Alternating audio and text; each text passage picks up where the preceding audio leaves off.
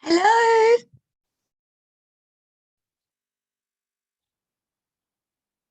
Hello, Hello. can you hear me? I can hear you. There's a lag though between your sort of speak again.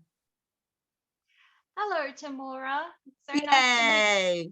We're here. I'm sorry, I have to sit quite close up to the screen because my audio is not good enough. So everybody gets this really full frontal of my face. you. Thank you so much for joining me. Don't thank me. Thank you for Oh, having me. it's such a pleasure, my dear, such a pleasure. And, rather than sort of go on with the love fest, which I really could engage in significantly, I think what I'll do, if you don't mind, I have something written, which I thought would just help introduce us. So I'm going to skip over to that if my computer will let me. Let's see whether it will. There we go. Now, um, the reason that I'm kind of sure that Cindy won't mind me reading this or will understand is because one of the first things that really endeared me to her, fierce intellect aside, was that when I was watching her talk on the first video that I saw, not her first video, but the first one that came my way, she mentioned that she was a writer at heart, which is an indisputable understatement.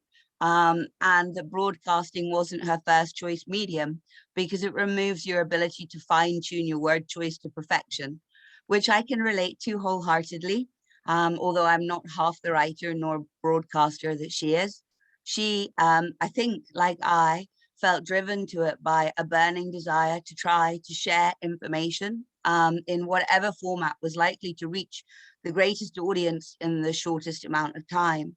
Now, that's not for notoriety because it's because the bell is about to toll.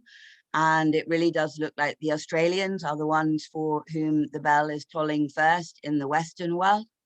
So I'm really grateful and absolutely delighted and genuinely honored to be welcoming Cindy Niles to the conversation that I'm trying, despite the world's apparent better judgment, to convene regarding whether we should be offering amnesty in some serious way to those people in the middle tier of this COVID atrocity, those doing what they're told with regards to enacting the bidding of the tyrants, and be this offer of amnesty for reasons of benevolence or expedience, or indeed a blend of both. My thoughts are that if we don't turn them, or as I prefer to think of it, kind of embrace them, it will be imminently too late to prevent the New World Order from taking irretrievable hold. Now, Cindy's argument in an oversimplified nutshell, and on which she will, I hope, elaborate, is that the people in this tier are driven primarily by fear, and that the only way to motivate them is to present a greater threat than the people currently giving their orders. Although I think I have it right, Cindy, and I'm flipping back over to you now, my dear, in understanding that, from the message that you sent me, that you think that it is possible that we are already too late. Did I understand you properly in that? Yeah, let's start off on that high note. It's too late. I was thinking, let's start where the conversation is obsolete anyway, but I think that the reason it was because I had said to you, the 194 member states signing the pandemic treaty under the World Health Organization, global governance of how we handle the next pandemic. And you had said, well, I think actually it's probably too late for us to stop that from happening. So if that gives you a bit of more of a hook to go on, can you just go from there as your thoughts take you? Sure. Okay. So thank you for the overly generous introduction. Please I don't know, I find it very hard to believe that people want to compare or will compare themselves, and sort of have me up higher than I have myself. So Anyway, Perhaps you need to know the truth of it. But anyway, that's a cause for another time. yeah, that's another truth story, perhaps. So, or another conspiracy theory, maybe. Okay, so let's start with the World Health Organization. Well, the pandemic treaty is probably only the second time they're actually enacting a law under their constitution, because it is a constitutional law they are bringing about, an international one at that. The first one was to do with not countries not selling cigarettes to minors. So that was the one and only time they've enacted part of that constitution, and that was done quite a few decades ago. So they haven't really, like, they've had it in place, but they haven't used it. Okay. Just their ideas and their presentations have been like force enough to bring about sort of universal type laws or rules or procedures and policies in our different countries. And I would probably, if I had to cite a very good example, it would be the children's vaccination schedule, which if anyone would, care to look at the vaccination schedule, either in their country or even better by state, they would, and compare with other countries, whether those countries are in South Africa or Europe, or Canada, Australia, North America. So these are the places that I've focused my time on. I haven't checked what's on the schedule in China, but it's not just the vaccines are the same with the same time frames, albeit sometimes they have different names, different manufacturing sort of names, or their commercial names are different. However, the manufacturers are the same, and apparently the ingredients are the same. So if one were to look at those schedules, not only would they find the same things on that schedule, the format is the same. It's like they got a template from somewhere and they filled in and the only thing they needed to fill out was like where they were talking about. Oh, so this is New South Wales of Australia. Like that looks to be the input these states or countries had. So with the pandemic treaty, is it something really to worry about? Probably. I mean, yes, because it's, legitimizing this their power, I suppose. But let's not forget that they declared the worldwide pandemic, and all our countries followed all the rules as set out by them. Now, of course, they were tailored to conform to each culture. You couldn't do exactly the same thing in Greece as you would in Melbourne, as you would in New York. Everything needed a little bit of tweaking to tailor it to the specific population. However, it's all gone. So you kind of think that it's it's really just signing on the dotted line when everything is actually already going according to plan and as they intended it anyway. So that's kind of it's not an irrelevance. It's something that obviously it would be better if we didn't do. But where would you then say that our focus is? And I know there are a few, but if you want to start somewhere, where would you then say, that if we were to try and halt this, where would be our first sort of port of call if the whole world were to focus on fixing something? What would it be?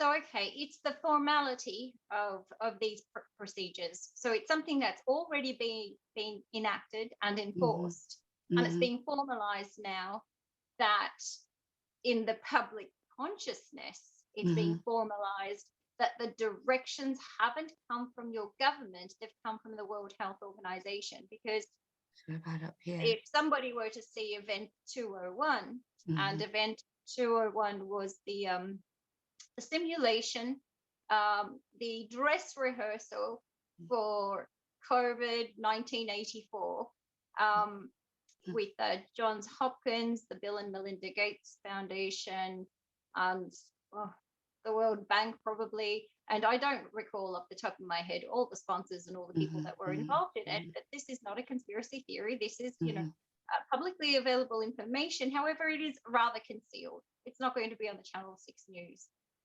Sorry. So that's one thing. So we're already taking these orders because essentially our municipalities, our states, our parliaments have all been infiltrated with the young global leaders and everybody who's come out of the World Economic Forum.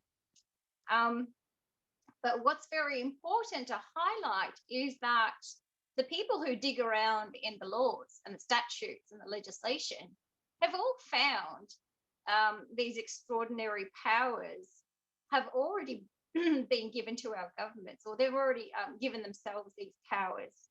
So even without the World Health Organization's pandemic treaty, we've got those same laws here in Australia anyway. And it looks, and they were about 10 years ahead of their time to be written into law. And the same actually goes for America, including the red states, because there are a lot of Americans who are feeling like they're sitting pretty because they got lucky and are in red states. And unfortunately, that's not the case. Again, this tailoring to a population keeps the facade of the condemned building.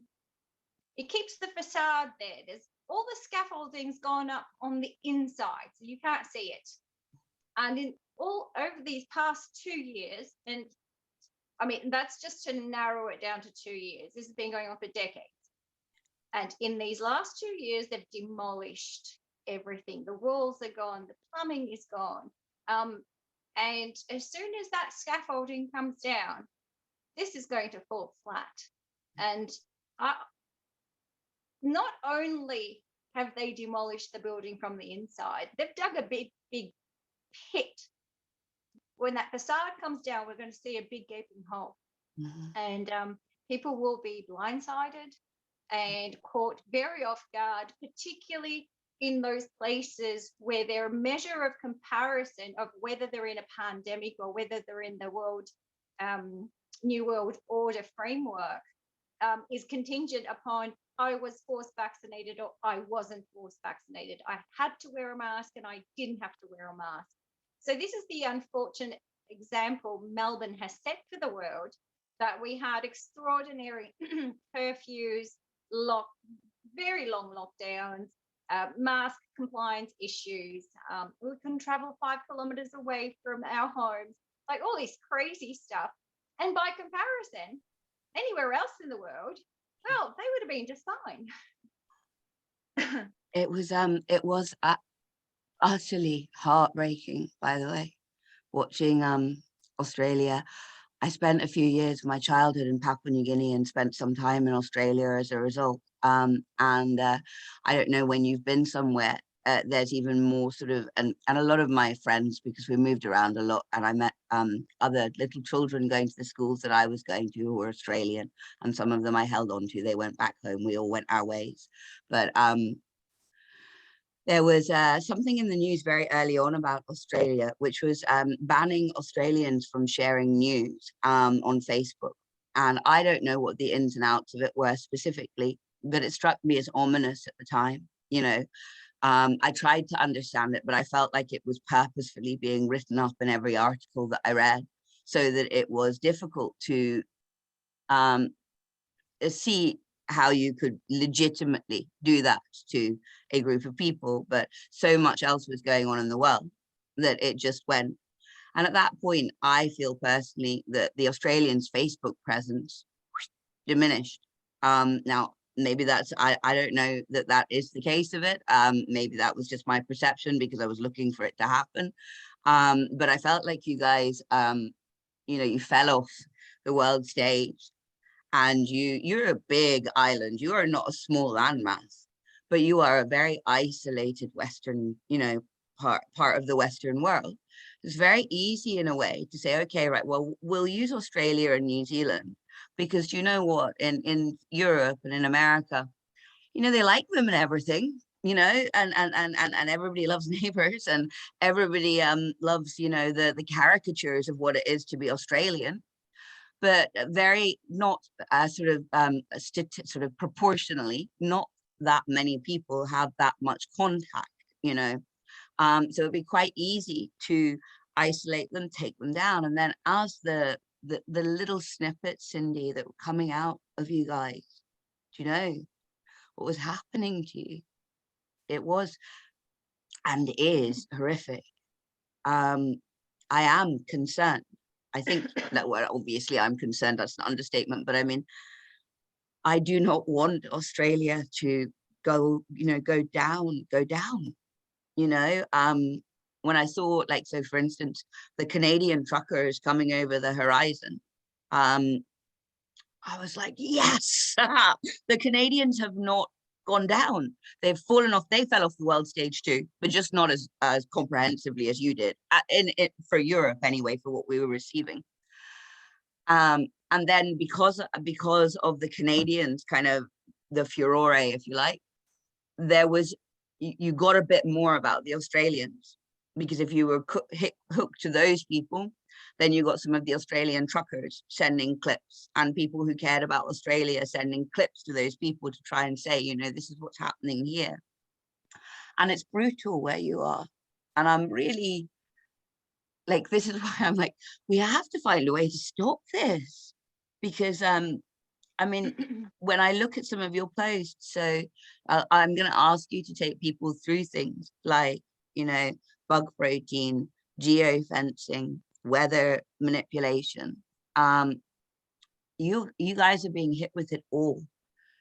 And do you think, am I right? This is just perception. It's not well read. Sort of, well, I don't know where I would find the information, but is Australia meant to go first?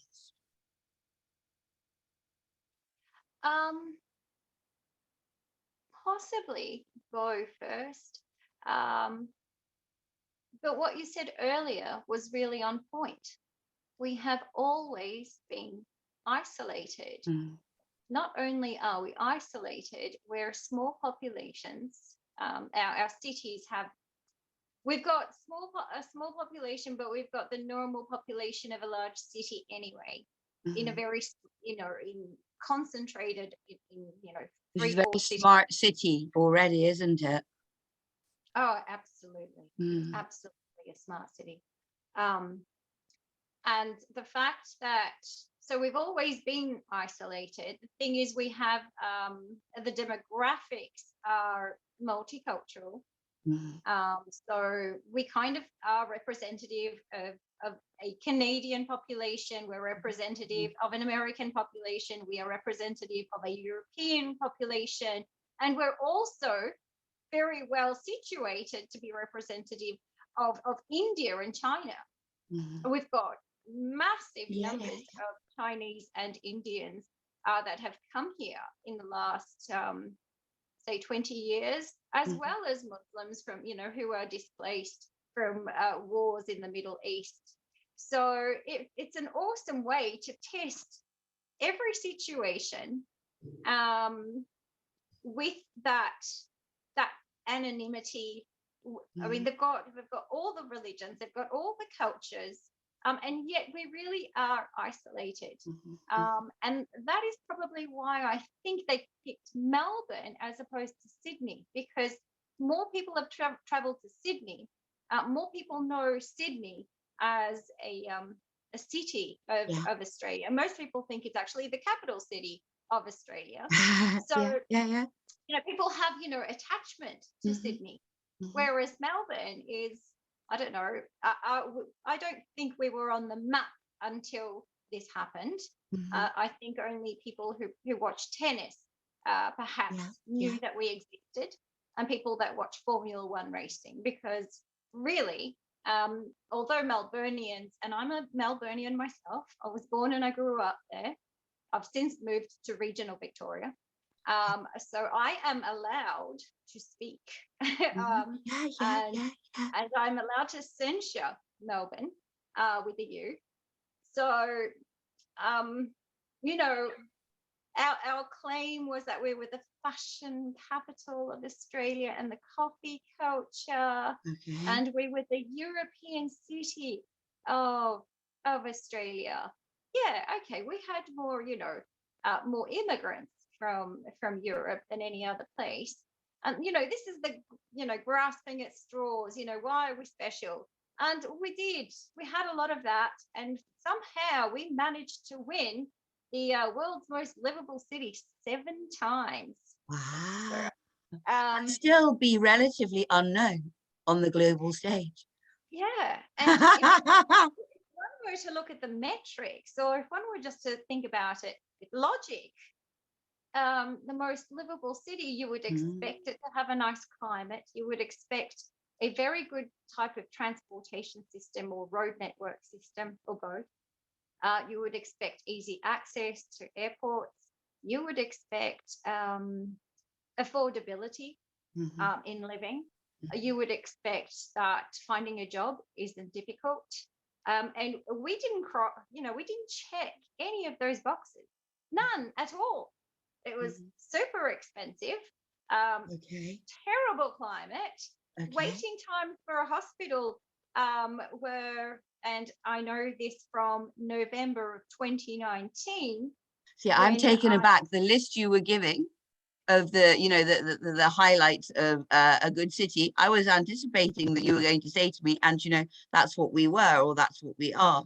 But what you're telling me is you won most livable city, and you're now going to go on and tell me, all the things that you weren't, which is fascinating. So so please I'm carry talking on. about pre-COVID. So that I'm telling you, I'm not describing it Mhm, post-COVID. mhm. No, no, no. Pre-COVID, I understand. if you needed to see a specialist, and mind you, it was the Royal Melbourne Hospital that was giving you this consultation. So I mean, there isn't a bigger hospital in Melbourne Mhm. with more specialists, and sort of if somebody's going to get the appointment, it's going to be them.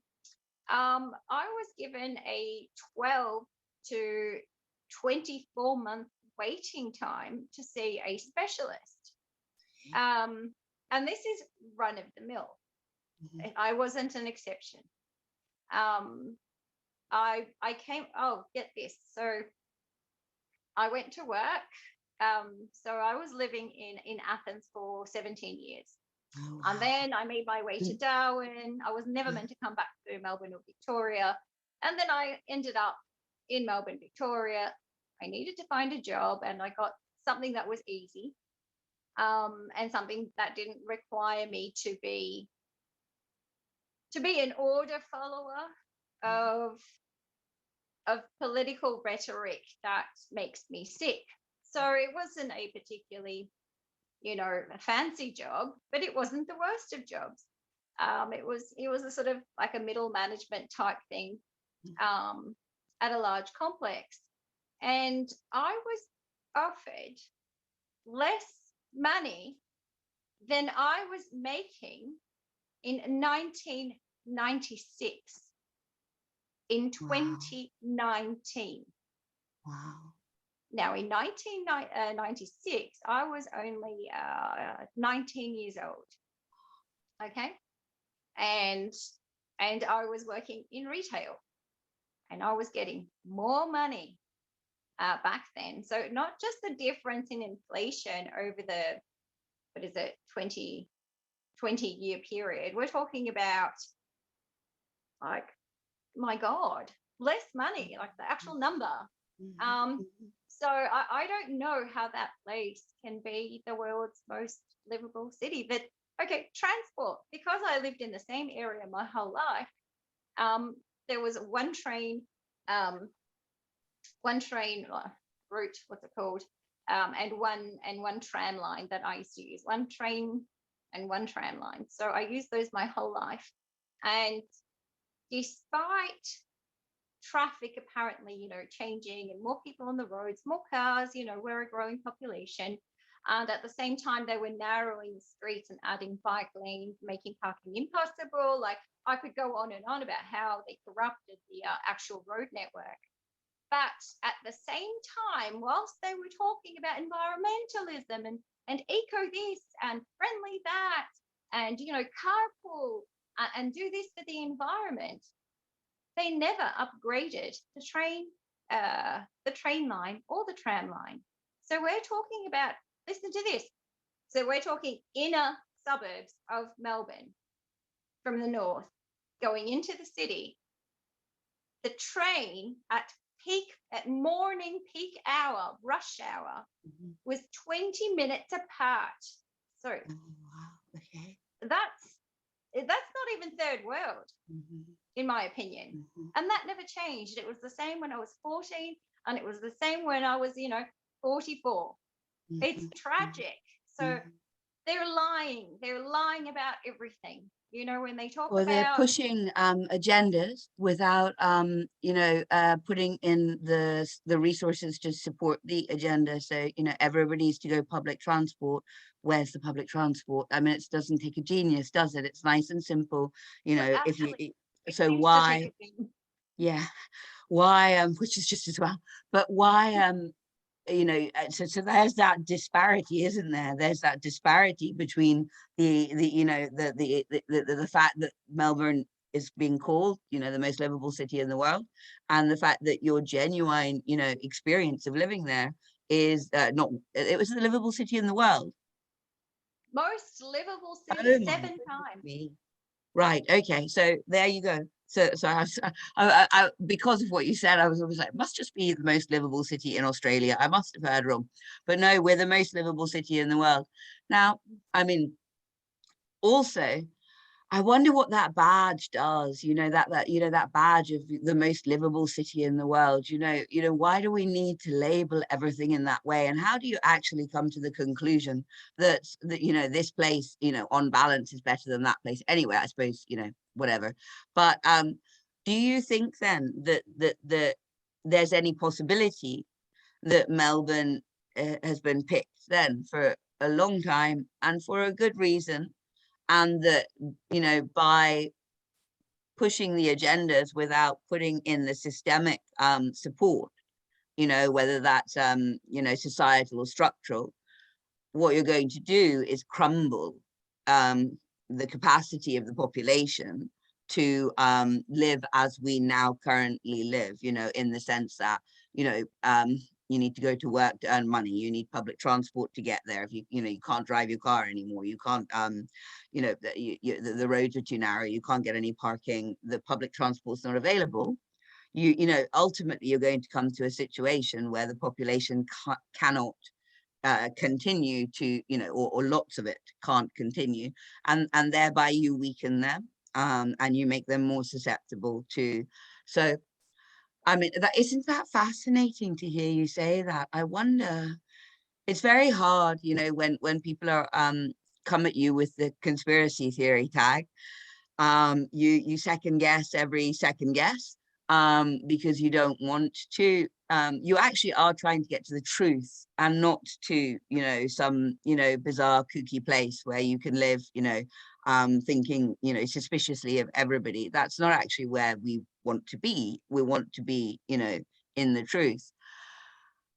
If your experience of Melbourne was such, and would you, this is a good opportunity then for you, would you share with people, so will we start with geo fencing? Would you just use Melbourne as a way to explain geo fencing? So geo fencing is, so okay, I'll take one step back. And there's a lot of talk about enslavement. There's a lot of talk about a digital gulag or a digital panopticon, a digital prison. And so this What does prison, panopticon mean? Does it just mean prison? a panopticon is a type of prison.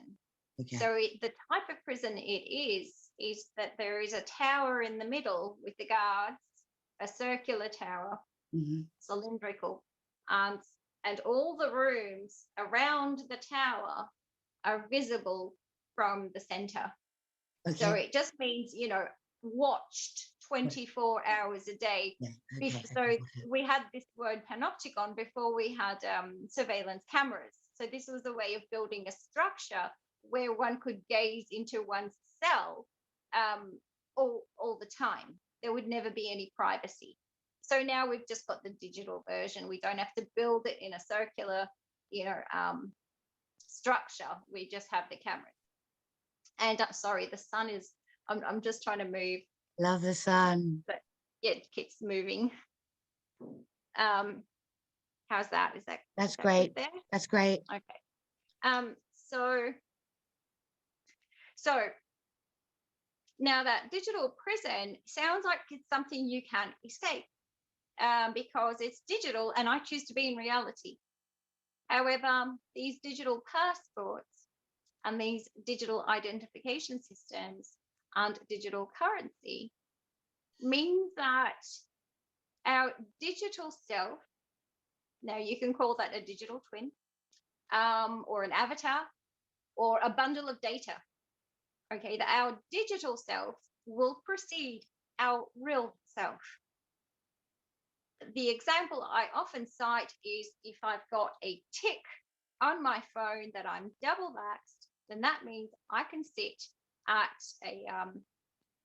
a pizzeria and have a pizza. It means I can walk into the hospital and see my grandmother before she dies. It means a whole lot of things like that. So that has now taken control and it precedes me, my real me. It's made your choices for you. So at the moment, we have human eyeballs checking this tick, right? The concierge wanted to see the tick. The girl at the pizzeria, the 16-year-old wanted to see the tick.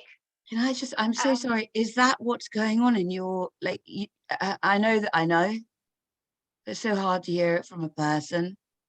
Are you guys in Melbourne having to show, this tick to get in to get a pizza? I went to Melbourne last week because my grandmother was in palliative care after a vaccine. So I'm so sorry, and I know you don't want to dwell on it, so I won't. I'll give you the quick version. So I went to Mum and I went to see her to say goodbye to her, and Mum got in the first night. So we drove 5 hours and arrived there at about 10:30 at the hospital that evening. And from the phone conversation Mum had with the hospital, we would be allowed to visit her immediately because they had said she may or may not make it through the next 24 hours. So we got our stuff ready and just went down. And I wasn't able to get in, but Mum begged and pleaded, cried, and was able to see her that night. I went to the car park and ended up making a Facebook Live video about the situation in Melbourne, which I had been told had relaxed. So the big lockdowns had stopped, and apparently, you didn't require a vaccine tick on your phone to do all sorts of things. But the hospital palliative care unit was different. They were worried that perhaps, we would transmit COVID, being asymptomatic to people that were dying. But my grandmother was alone in the room, so Anyway, I managed to get in there by sneaking by the next day. So I salute you. I'm so proud of you. Well done. Yeah. Well done. You did good. So I got to see her. I got to talk to her. I got to say goodbye 7 days before she actually expired. And does that sound cold? Possibly. She wasn't being hydrated, and she lasted as long as a healthy person without being hydrated. She lasted 9 full days. So that's anyway, that's another story. So I was talking about Melbourne. So even though I live in regional Victoria, I have had the opportunity to go into Melbourne a couple of times. And how is Melbourne? Melbourne is Well, my phone, even though I needed to use the Google Maps and I chose no tolls, well, my phone pinged me all the way down through, and I've been sent, a bill, even though, so Google made a mistake, obviously, because I just followed the map. And so my plates are registered to me, of my photo of my face. So there is infrastructure on these highways that basically can identify the vehicle and can identify the driver as well. So it's a jungle of concrete and pillars and pylons and so much infrastructure for 5G, LED lights, cameras are everywhere, speakers are everywhere. But all different kinds of lights and sensors, like there is so many different kinds of infrastructure that it boggles one's mind. It's if this smart city was so great and so wonderful, it would be something to brag about, wouldn't it? People would know. People in Melbourne would know they live in a smart city. They would know that we have the first, the most advanced smart traffic grid being built in northern inner Melbourne. And yet nobody knows about this.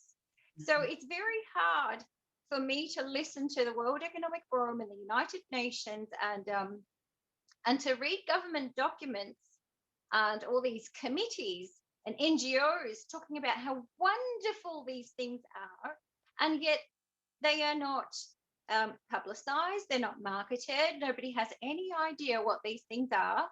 They've never heard, some people have never heard the term smart city. Like that, I'm not joking, they've never heard of it. Because of you, I know that every single city in Scotland, we have 7, are signed up to become and are becoming smart cities, because it was because of you that I checked.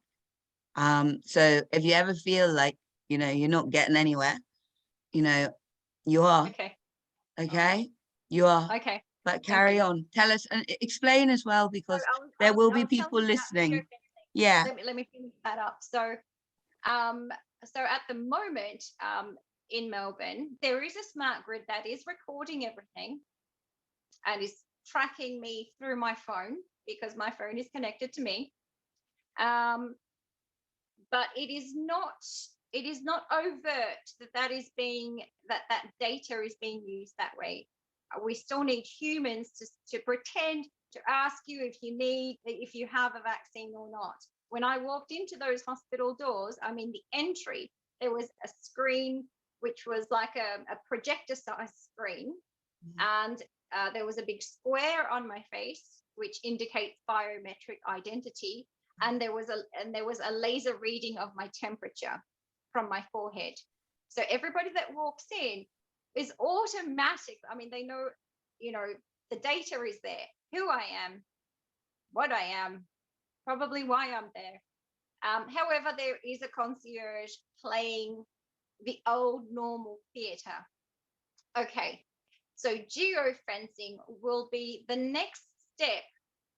Will be, there won't be a concierge there. It will just be automatic doors which either open or they don't. So this is how we can make an open air prison in a city without humans even participating in the guarding or the of buildings. So the supermarket doors won't actually kind open. of like the middle tier I'm referring to. They are making them obsolete, and once they're obsolete, there's nobody left to turn, to be, yeah. They're already operating like robots, these people. And why are they operating like robots? They're operating like robots because they've got all of their tools, their workplace tools are surveillance tools. So like the police have a camera that they wear on their chest. So a policeman sort of has to sort out some kind of dispute. Now he has a 24-hour camera, big brother, watching the situation. So anything that he sees, his camera also sees, and he's very well aware of this. And so he may want to show some kind of human discretion, but he knows that camera is there and he'll be reprimanded if he does the wrong thing according to the policy, even though it might be the right thing morally to do. So that means that removes humanity when you remove human discretion. So he is essentially operating as a robot. And this is what's happening. That's what was happening at the concierge. People could not make their own decisions. It was, they have, they're using laptops. They're using iPads. They're using particular applications. There are cameras all around. There are people watching them, watching that.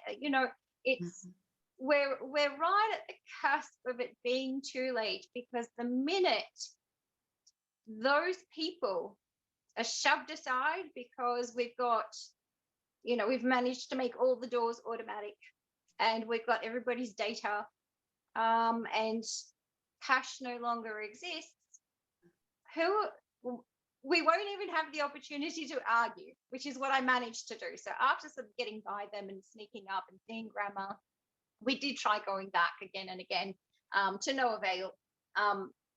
Now, at least I could sort of, I had the opportunity to complain to those people at the concierge. Nurses wouldn't take my calls, the head doctors wouldn't take my calls, and all that sort of thing. Mind you, we're financial guardians of my grandmother, in law. That didn't make any difference either. That we were next of kin, it made no difference. We're talking about we've lost all of our power, and we keep handing it over to robots and algorithms that we don't understand. And that's what a geofence is. So a geofencing means I couldn't get into that hospital because the automatic doors won't open. I will not be able to buy petrol in a suburb that's more than 5 kilometers away from me. My credit card just won't work.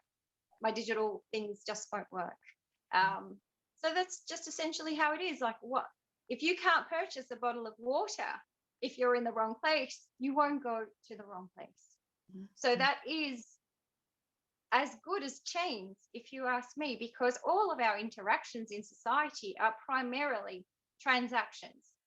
So, and they all happen through the phone, and they will have to be approved through the phone. Our digital twin will need approval. We'll ask the approval, and then we will be given, the green light or the amber light or the red light.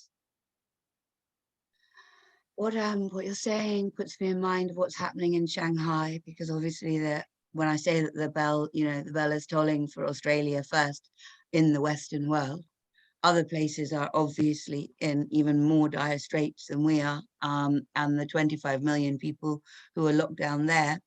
Some of the footage that you see, it really illustrates what you're talking about in terms of the ambulancemen winding their windows up when someone is shouting, "Please, can I have your defibrillator? Please, someone, they're going to die."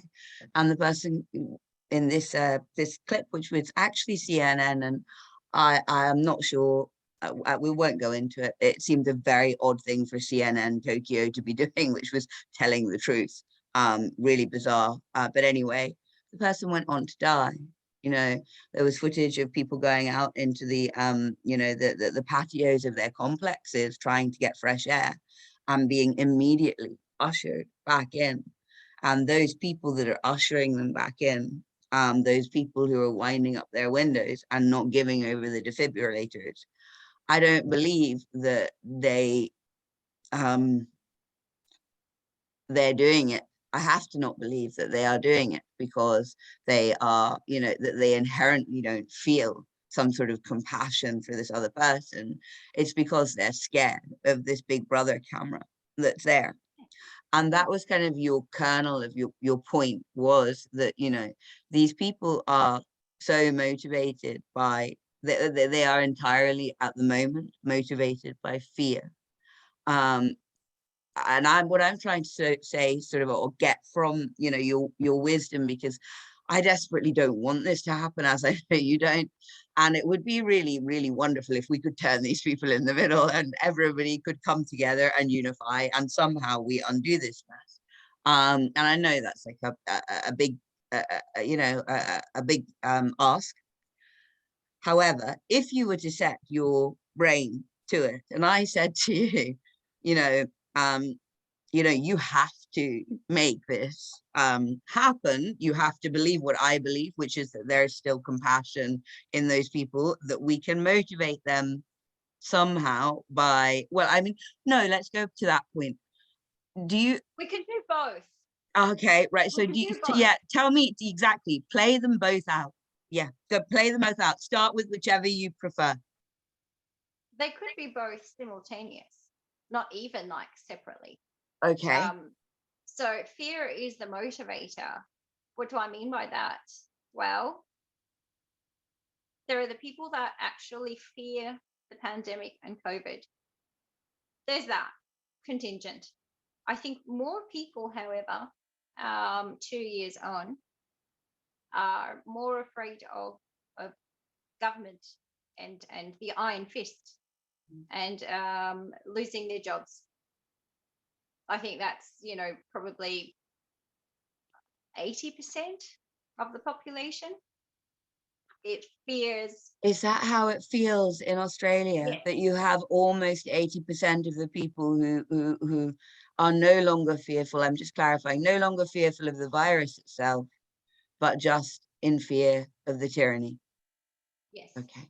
Yes, because right at the beginning, when I was in Melbourne, so I did the first part of this stint was in Melbourne, in the hotspot of Melbourne, where my actual supermarket, the closest one to me, was the one where they delegated was for people that had perhaps who were in the hotspot. They should stick to this supermarket, and so that we could contain the contagion within our suburb. Now I was without a mask, and so I was, looking at these crazy people fighting over toilet paper, and I myself had to line up for toilet paper. And like, I didn't want to, but I had to, because we needed to purchase toilet In paper. your lifetime, that happened. It's madness. Yeah. Absolute madness. Yeah. And how brave of you not to wear a mask, because I haven't worn one, but it's taken a toll, but it can't possibly have been as hard on me as it was on you, because your restrictions were so much greater. There must have been so few people not complying, or am I wrong? Were you visible? There was nobody I saw in my entire suburb of Brunswick that wasn't wearing a mask. Besides some people outside in the beginning, but there did come a point, and it was for many months, where I didn't ever see anybody without a mask. And so the looks that I would receive were, the crazy woman. And people would there was literally a young man of, 6'3" and early 20s, fit as a fiddle.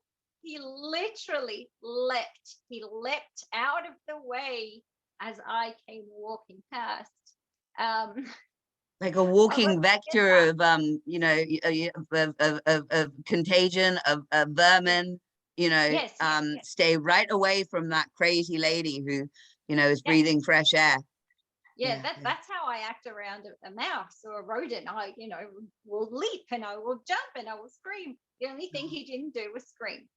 And so that was right at the beginning, and I understand now in retrospect that for many people it was a real thing, and something to actually be afraid of. I hope those same people have understood now that that didn't work. But anyway, so what was the point? I forgot what the point was. So Why we was were I talking about being very people being motivated by either fear, like how do we turn yeah. people? Yes. Okay. So what's left now? You know, what are those percentages? Because the percentage of the people that were afraid of COVID at the beginning was much, much higher. Now it's far more relaxed. What's the evidence of that? The evidence is, you know, the mask sitting under the nose, hanging off the ear, under the chin, the dirty, you know, COVID mask that comes in and out of the pocket 20 times a day and it's frayed, you know. So most people are like that. They're not moving out of the way. And there are a few, like a tiny little handful of people that truly still look afraid. Okay, I put those people aside. I cannot help them. But that other very large percentage of people, that 80%, are either afraid of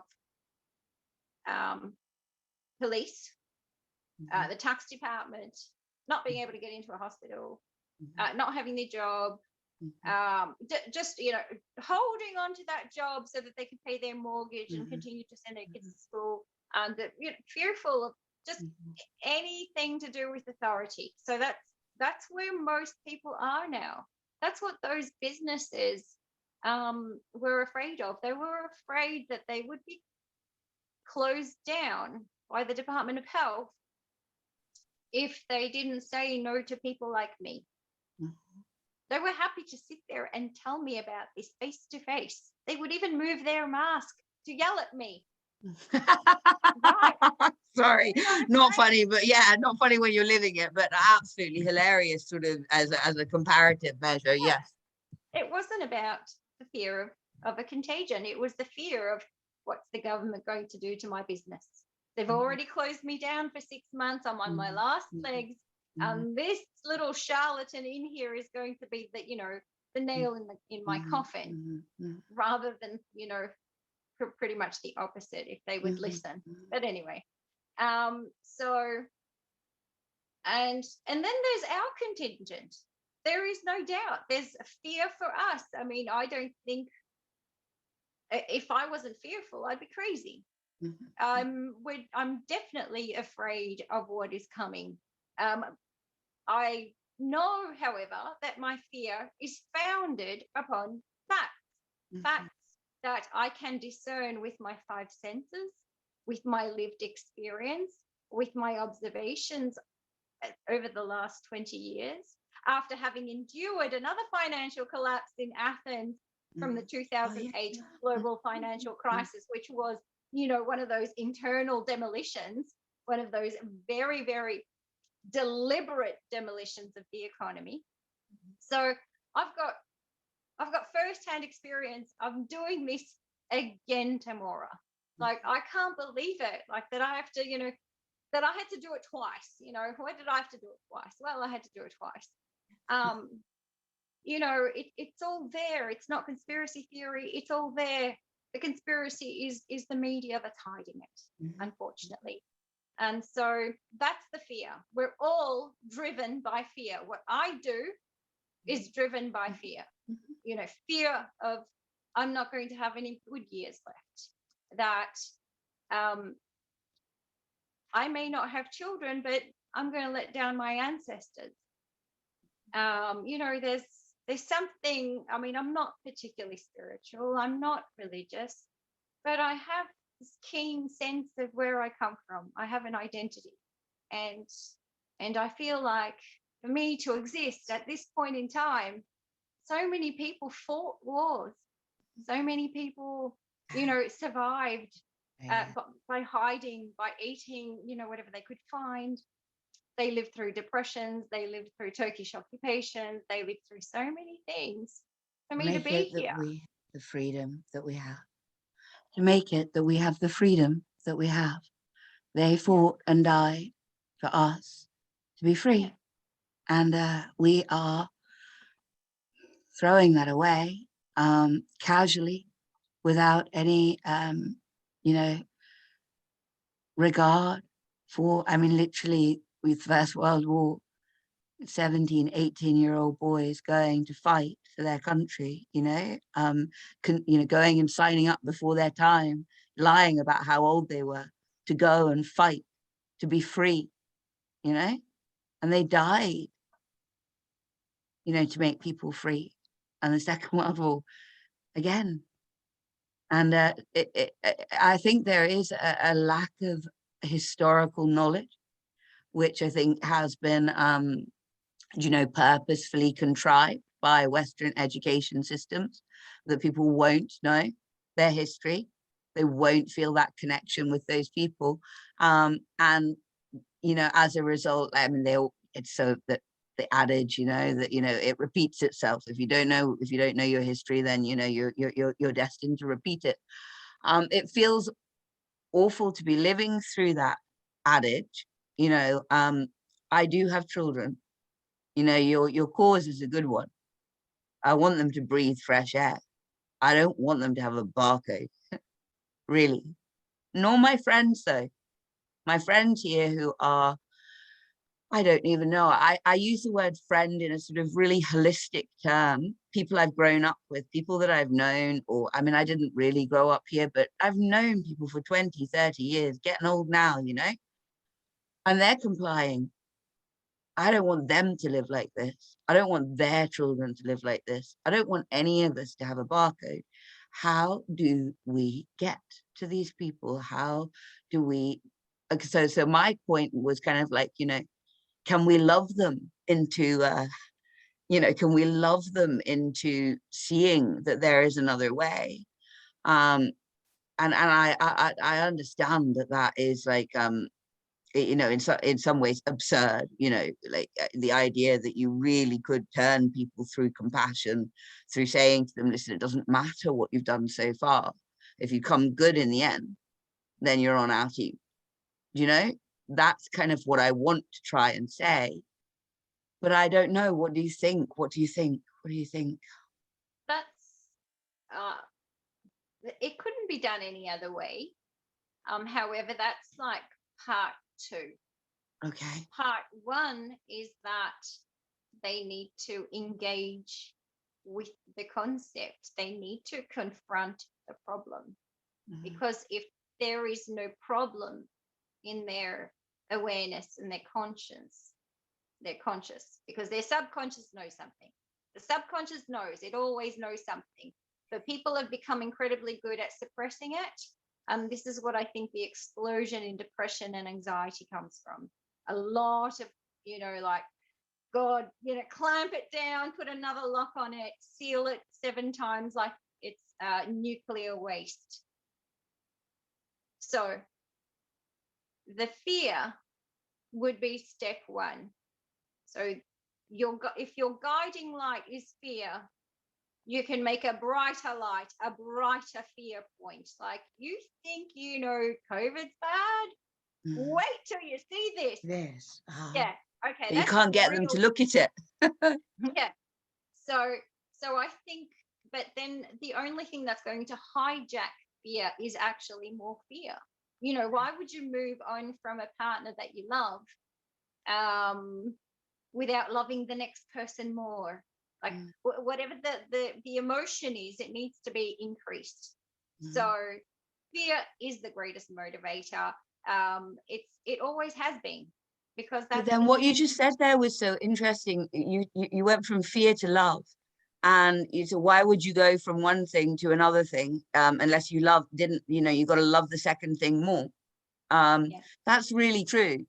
You know, when your relationships break down or whatever, it's hard to see the other person until you meet somebody that you love more, and then it's easier to let the other person sort of be, you know, that's just, I think that is fairly typical of all, I'm not saying all humans, but so I'm just trying to think out loud.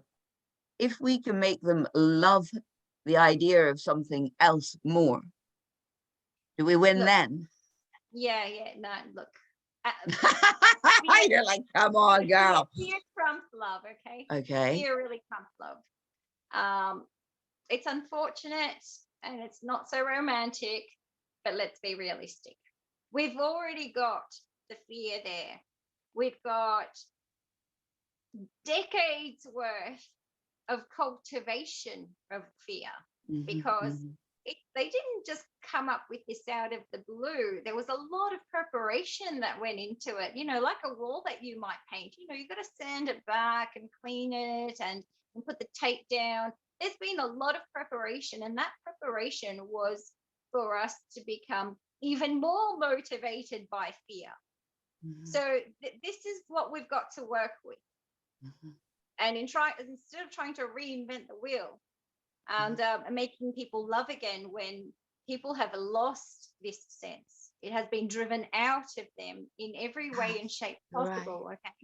Okay, we've been torn apart primarily through the technologies. Let's face it. These when before the time of these phones, we would spend time with other people. We would. I'm on the laptop with my phone right beside me. People like you or I because we grew up in that old system of, well, we only have a house phone. It's attached to the wall. Yeah. We make an appointment and we hope to be there on time, but they know that I'm going to be 10 minutes late, so that's all good. So we existed in that era, and just that experience alone of always being with people and always socializing, our bonds were different. Google wasn't our best friend. Our best friend was our best friend. We didn't have something else instead. Then we got the substitutes. And then they made sure that reality that we have pushed us more and more and more to our phones and technologies. Work hours got longer and harder. Life got more expensive. The one thing that you could afford was to stay home and to play on the computer or watch Netflix or chat. Even movies, Hollywood, it's actually a well-known fact, Hollywood movies went to shit and series became the next thing that people are really good at. We had the gaming for all the children. We had, streets getting more violent, truly more violent. The city of Melbourne is not the city it used to be, going back to that, most livable city. And how was Melbourne prior to COVID? It was a scary place. Living in a Melbourne, the city for me was a place that I started going to independently on my own when I was 14. I'd get on the tram and get off in the city, and nobody worried about me.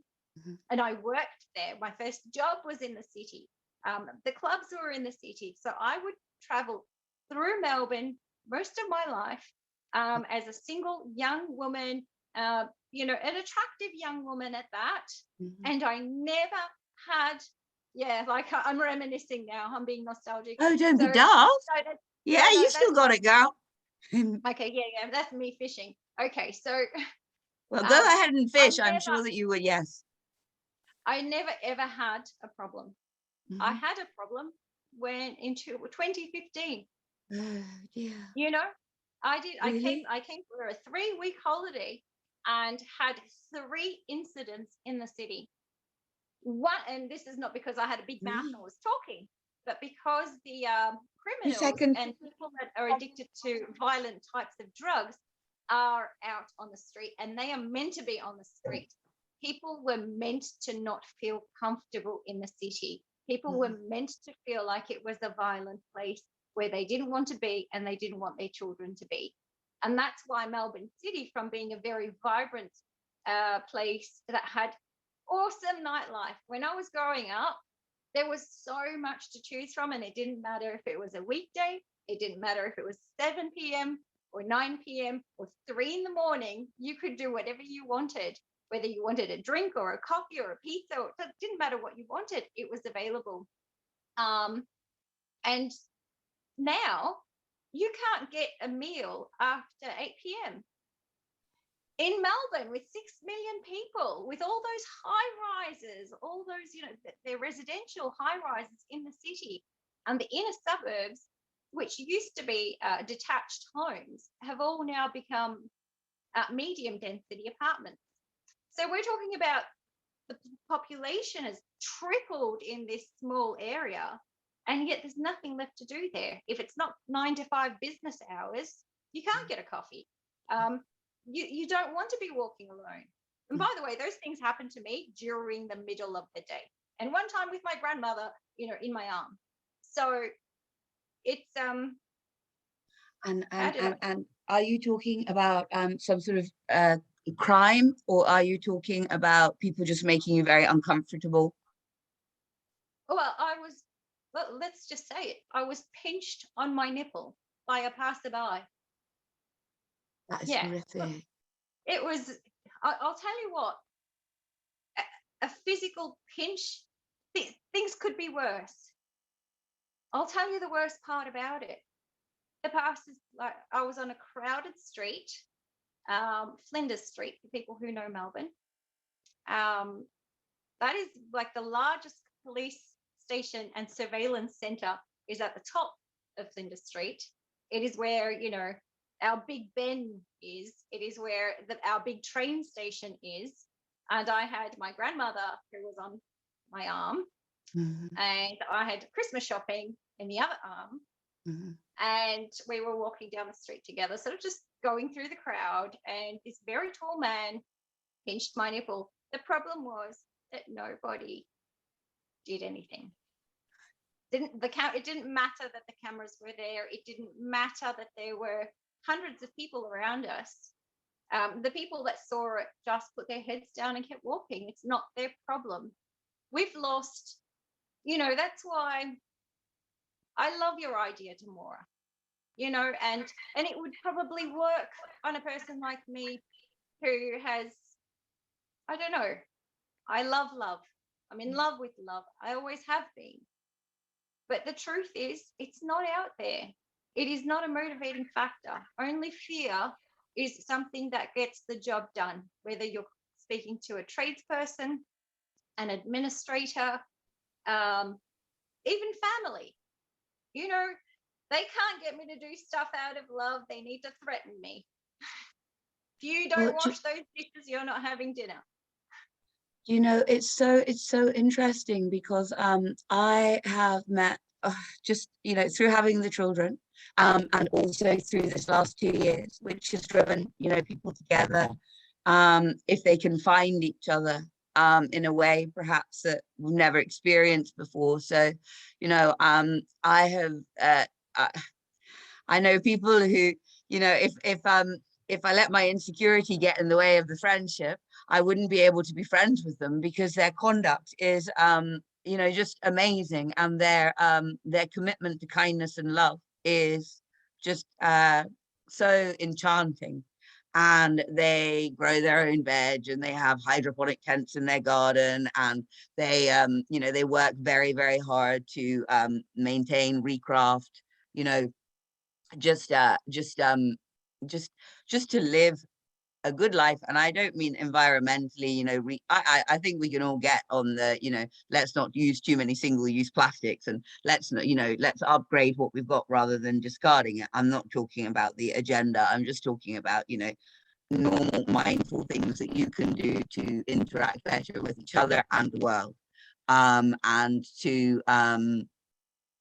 to create what you need to sustain yourself. So I suppose even if you weren't doing it for love, there's a very, very good chance, isn't there, that we're all going to, this is banzai to say it, but I do think that there's a chance, or that it's imminent, that we will find it harder and harder to feed ourselves. Now, the only thing you can do about that is grow food. And in growing food, in going into your garden and digging that vegetable patch, and having your neighbors see that you're digging a vegetable patch, and then your children come out and you help plant some seeds together, and there is joy. You can't help it. If you watch children plant seeds, you will smile. Something inside will smile, and you'll wish that you were doing it with your children. And I know that not because I've done it with mine, but because I did it with mine because I saw somebody do it with theirs, and I thought, I must do that with mine. And I know what you're saying. I don't, I'm not coming at this like, oh, I'm right. I'm coming at this with, God help us if it can't be changed by, and so I suppose these people that I've met who are so kind and lovely, and really try, I'm not saying that they don't make mistakes. What I'm saying is that once they've made their mistakes, or once a mistake has been made and a little bit of time has gone by, they, you know, within themselves reaffirm this commitment that they have made to be a kind, loving human being, because they believe that in being a kind, loving human being, therein lies, and nowhere else does. So you either commit to it and try to do it, or you don't. But you know, there is value in it. So well, that's what they believe. So, you know, and I do enjoy being around them. I find it very hard because it's quite aspirational, you know, and I find that I have this perfectionism that's triggered by other people's aspirations. And I have to be very careful to say, okay, right, well, you know, you feel insecure because you're you're insecure. You don't feel insecure because what they're actually saying or doing is not, you know, the right thing to say or do. So I'm wondering, you know, and I've been thinking this also, you know, I put up one of those pointless petitions in the UK. If you want the government to do something, you can write a petition. It goes to a little kind of a department where they decide, you know, whether your petition can go forward, because that's really democratic. And then they send it back to you. You have to have 5 signatures to get it to a place where they'll look at it. And then you need 100,000 signatures. And if you get 100,000 signatures, they will talk about it in Parliament. They'll set a little slot to debate it in Parliament. So I wrote one saying to, you know, the UK government needs to condemn the Chinese government for separating children from their parents.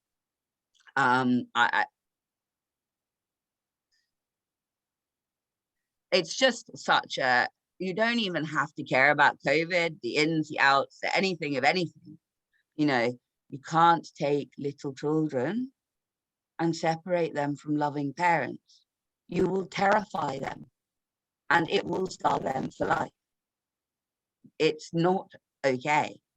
And I'm not asking for very much here, you know. That I got my petition back with a note from the person who sent it back. And I don't know, this is conjecture, but it felt like they were maybe on my side, and you know, because they could have held my petition up for a long time, but it came back very quickly. They've got 3 weeks to deal with you. It came back within like 2 days, and it had 3 extra signatures on it, and I got it back. So I think there are good people in places, or people, you know, I know that it had been neutralized. The you know, the wording of it had been neutralized, but you know, it was dealt with. I put it out there for people to sign. It needs to be British people, so don't worry about it. But all I'm asking you to do is, you know, sign something to say, please don't separate children from their parents. Nada, do you know? I can't get anybody to sign them. I probably, you know, I'll keep trying because I'm an idiot. But and so, like, I do understand what you're saying. You know, I'm not living in this utopia where I think that this is, you know, you know, I can't get people to sign a piece of paper, you know, that says, please don't separate, you know, children from their parents, when, you know, there's endless kind of, excuse my language, that people will sign, that they will take 2 minutes to you know, get engaged with or whatever when they're on social media.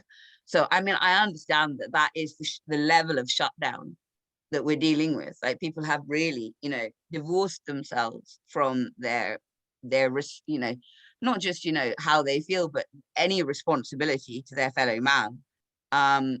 So I mean, so I tell you that just so that you know, I hear you.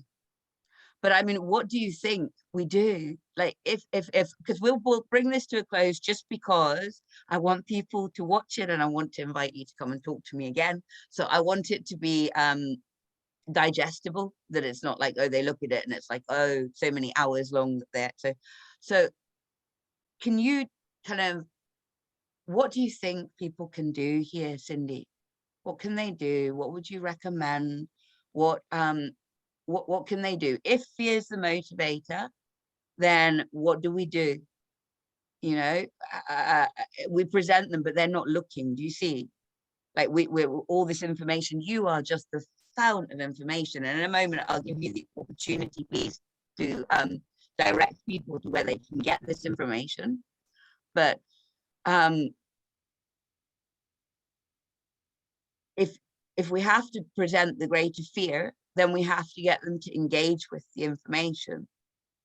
I mean, what do you think? The best way is personally, Okay. the most, because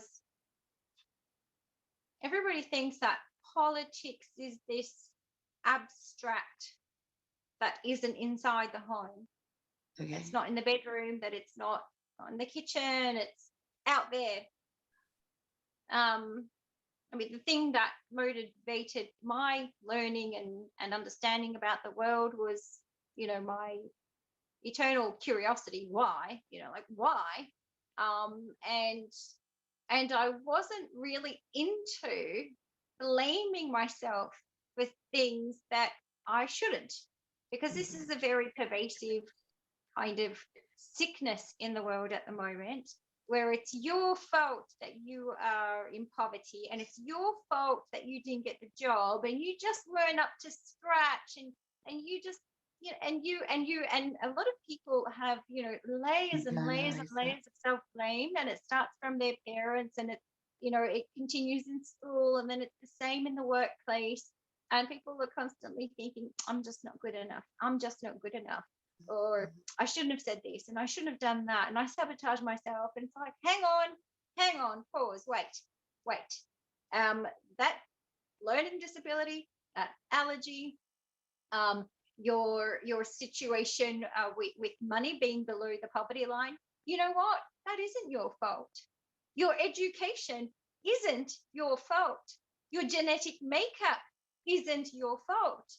That iatrogenic injury isn't your fault. And you know what? Once that relief starts, when people start believing and understanding this, if you can point it out and prove it to them, that person who's saying, I don't want to hear what you've got to say, Cindy, because I'm about to lose my house.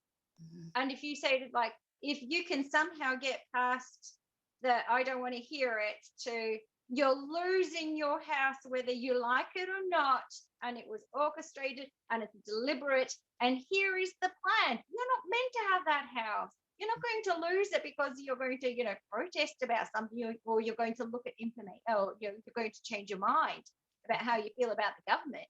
No, you're not meant to have it.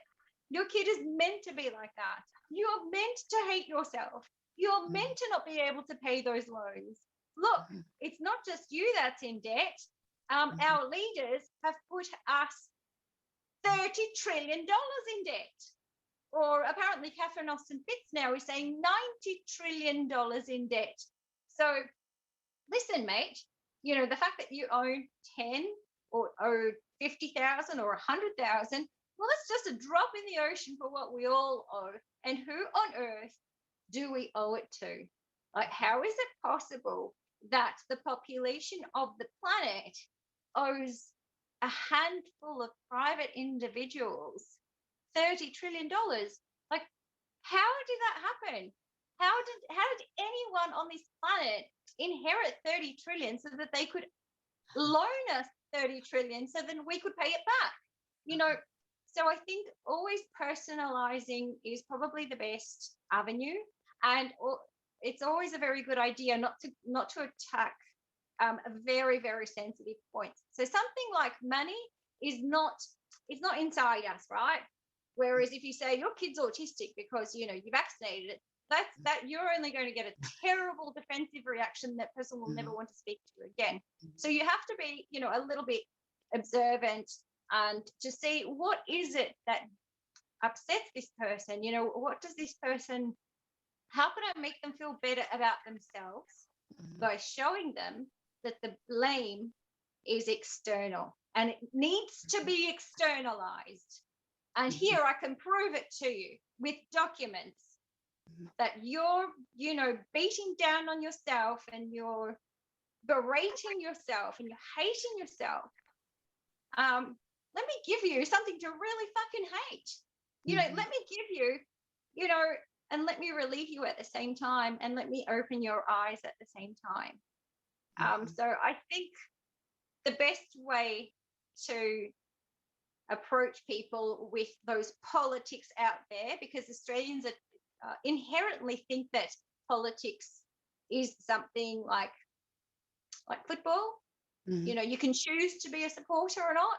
You can Mhm. choose to Mhm. participate or not. They Mhm. don't realize that Mhm. politics is actually about them. Mhm. So that politics is actually inside your house. You know, it's in your children's bedroom right now. They're Mhm. holding politics in their hands right now. Mhm. So I think personalizing it and telling people actually explicitly, you may not be interested in politics, but by gee, they're interested in you because you're worth so much. You think you owe 50,000? Do you know how much they think you're worth? You are Mhm. worth more than your weight in diamonds, Mhm. because we are the next commodity. The human mind is the commodity, the human body. So they've made us think we're worthless so that we sign away whatever's left of us. That And first it's thing that easy I to saw give you away something do. that's not worth much. When you know what you're worth, Mhm. well, then maybe you'll hold on to what you're worth instead of just giving it away for free. Mhm. I was going to say that first thing is just I find what you're saying so valuable, and I found though the first time I heard you speak, it was you were talking about people not putting their children in school. Now I'm home ed already, and I found it hard to listen to you because the idea of going to my, and I mean I don't live in a salubrious neighborhood. I live cheek by jowl with lots of other people here. It's a rural community and it's a small village, but we're all in little houses right next door to each other. And it was a purpose-built village, although not, you know, populated by those people anymore. But it was a purpose-built village. So for people working at a complex nearby. So it's little box houses all lined up together, you know, and not a single other person here in this little village that I know of anyway, and I think I would know, home ed. Yeah. So what if I put on, you know, at the moment I am already offending everybody that I know all the time, in the sense that if they pay any attention to my Facebook page, they are not of the same opinion as me. And as far as they're concerned, they're tolerating me. And I'm actually really proud of them and I love them because I think they're tolerating me well, considering that they don't agree with the word that I'm saying, or not even so much that they're fed up probably with the barrage that makes them feel slightly uncomfortable, and they probably no longer even look at what I'm saying. So that being my context, if I take your video about, you know, what you're saying, which is true, you know, that the children are the resource, their intellectual property, and being able to direct them literally as traffic is what they're looking for. You know, it's a very powerful video. Um, and I try and hit anybody in this neighborhood with that. I almost feel like that is part of their plan, is that, you know, we will become you know, the underclass, or we are already, but you know, you know, I don't know how much you were into World War II. You're in Australia, so it's, you know, you don't have to be knowledgeable about it. But do you know of Kristallnacht? So it was called that. It was the night, it's sort of for World War II, it's the night where the Oh, German people sort of shocking. turned on the Jewish people with violence. Probably done it before, but they did it kind of wholesale, and it became, you know, historically a point. I sometimes wonder if, you know, I mean, we are all being driven to positions. I don't want to make it so that I alienate these people so much that there is no hope, or that they feel so angry with me, that they you know, I'm not saying that the people that I know would turn to violence if they were watching that. That is not what I mean. But I mean that we are being driven in that direction. And while, you know, my neighbors wouldn't, I don't think that that could hold true for all neighborhoods. You know, if people who are, you know, like yourself, talking too loud and proud um, about, you know, the truth, Are they putting themselves in danger? Are we going to get to a point where there really is this friction, which is dangerous to us? What do you think? Judging by history, probably. I know. But it's not just like the Jews in World War II. The average Jew didn't create that situation for him to be hated, have his window broken. Neither are we. We could just be ignored. But the planners, the predators, need for somewhere for the normies, is what I call them. I know that doesn't work for everybody. But I need to call them something. Something. Collective nouns are useful. Noun. You know, the people that, you know, I won't say. There's a lot of anxiety that's building up inside them. There's a lot of loathing that's building up inside them. I mean, they're not totally removed from reality. They've been punished as much as we have. They've been punished with suffocation. They've been punished with threats, do this or else.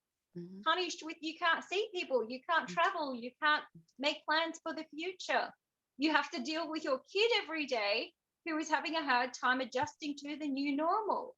You know, there is a lot of trauma, you know, that is that has been handed out with spades.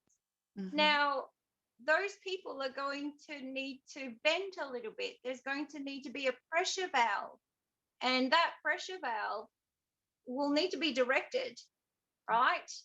And they need to make sure it doesn't come back on them, because, well, you're the one that made the rules. You're the one that locked us down. You're the ones that are, you know, doing all this for the economy and going to war, and now we don't have heating, and now, like, so that's going to need to be channeled. And I think at the moment they're using Putin for this. You know, the 2 minutes of hate. You know, Putin is, you know, Big Brother at the not Big Brother. What's his name? Goldstein in 1984.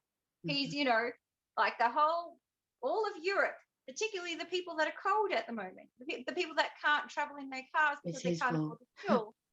You know, those people are being given a reason, somewhere to direct their pain. So, and I've seen with our politicians and the press conferences they've given, they have scripted this in. You know, it's the pandemic of the unvaccinated, and that's the least of it. They've said other things, you know, like, which would be considered clear-cut hate speech on the unvaccinated, like clear-cut and explicit. Now, I don't recall the sentences, but it was there and it was blatant, and they got away with it. They got totally away with being on television, mainstream television, having positions of power and using hate speech. And I can have one person in a comment, in a thread, and I can say something like, I actually said stupid women in response to a post that was about men competing as women in sporting events. And I said the stupid women, because I just never hold my tongue and I just need to say it the way it comes out. That's why I like you. They need to boycott these events. It's simple. If the competitors say, no, we're not competing with the man, we don't care what he is. You know, we haven't worked and toiled so hard to come up here and just, you know, lose before we're off the platform or off the whatever it's called. So I got done in for hate speech, right? I know. So right. I did. I've got the 30-day ban on my main account. So this is the level of absurdity now that politicians can come out and hate on anti-vaxxers. But so again, don't internalize it. You know, if this ever happens to us, if they come and they break our windows or whatever breaking windows will mean for us, it's not going to be because we didn't cause the problem. We just talked about the problem and we complained about the problem And everybody had every right to block us, ignore us, and scroll right past us. We didn't bring this on ourselves. No one will ever have the right to say to me, you brought it on yourself. It's the same argument as a woman wearing a miniskirt and somebody calling out a miniskirt in a non-Muslim place in the center of Melbourne, and somebody saying, well, she deserved it. She asked for it. No, that's not how it works. I think, I mean, you're so courageous. Yeah, you really are, because I mean, I hear you. I think you're right. But I quail at the prospect of, like, I mean, if any of them are watching this, the reason that I can speak reasonably freely is because I know that nobody's paying, anybody close to me is not listening to me, is not watching my videos, is not reading my posts. So I can speak sort of relatively freely in a way that I don't, normally get to speak. Obviously don't want to cite close family. I have my own issues there with this, really quite painful issues, in the sense, that people are terrified. Some of my family are terrified. And I mean, the idea of, they never listened to me anyway. The idea that now that they're going to start listening to me, they think I'm crazy. They literally do. And we live with that dynamic. You work with that dynamic, they have written you off as some sort of lunatic. You're still, needing to provide, love and support and care, because their situation is difficult. Their situation is difficult because, of, what you're trying to tell them, but nobody's allowed to talk about it anymore, because they're, people are old and they're frightened, and, haranguing them with it. Really, some people, you just know that, this is not the person to try. And like you said, there are some people who are so frightened that you can't really do anything with it anyway. But then the idea of going, to, knocking doors, because I mean, a Facebook post would be ignored, or putting up posters, or, I mean, how would I communicate to my community who already, when you do home ed at the moment, because it's a sort of the minority, is like very much the minority. People are already slightly sort of suspicious of it. That people sort of take it in some respects, not everybody, but you can see the bristles. It's a judgment of their choices, which it's not. I didn't choose to do this because I care about how anybody else parents their children. I actually do holistically, but like, I'm not sitting here thinking about, whether somebody, until this started happening, I wasn't, if you want to, you choose your own path in life and go down it, and I'm not sitting here in judgment of you. However, now things have come to the, a position where, if we allow this to happen, then my children suffer. So should I be trying to, what do you think? Like, are we, like, I mean, I've already tried quite hard, but I have not tried in my little local community, because I have to live in it. So they have the option to ignore me. And I don't talk about it when I leave the house. I talk about it online. I talk about it, I write about it. I video about it. And then I feel like they have the option. But if I sort of, hobble them on the street, they don't have the same sort of option. It's very difficult to walk away from somebody who's caught you. But if I don't do that, I mean, is that where we are? Do you talk to people about it in real time, or do you talk online? Both. Yeah. So, and how do you, knocking on people's doors? yeah, So how do you find the interactions go when you're talking to people who don't agree with you? Well, I tend to try to choose the people on the fence, the people who don't have strong opinions one way or the other. If I can see a strong opinion on, I love government loves me, my mask is protecting me, my 3 shots protecting me, but somehow you're problem because you're not protected, so I'm not protected. Like if I see one of those, I'm not a complete masochist. I won't go and bang my head on the wall. But shopkeepers and salespeople who are paid going around Melbourne terrorizing the shopkeepers. Well, that's the best place, particularly if you're actually genuinely shopping and you're going to leave money there and they know that, then they have to put up with you for a while until you pay them.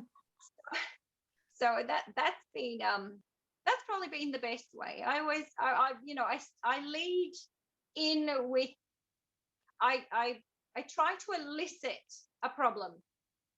So I'll ask about how busy it's been, or if their stocks have arrived, because I know these are problems. I know that they haven't been busy, that they've lost a lot of business. I know they're having problems with shipments. So I let them, think that they've decided to talk about problems so that I can really tell them about problems, right? So that I can justify and I can evidence and I can, sort of hand over a little bit more information. So those conversations have been quite I didn't get these, didn't get new fans, but I did have people saying to me, oh, you seem so knowledgeable about things. I would like to know more about what you have to say. I know I'm terrifying them at the same time because I find it hard to do the beginner's course and to remember what the beginner's course looks like. Because I've had my head in this for a very long time. And 2 years now, I've dedicated all of my time to it because I've got nothing better to do. This isn't, this selfless act of generosity from me.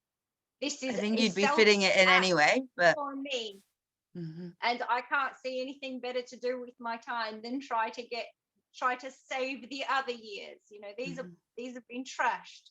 So I may as well, do something with the tools that I have.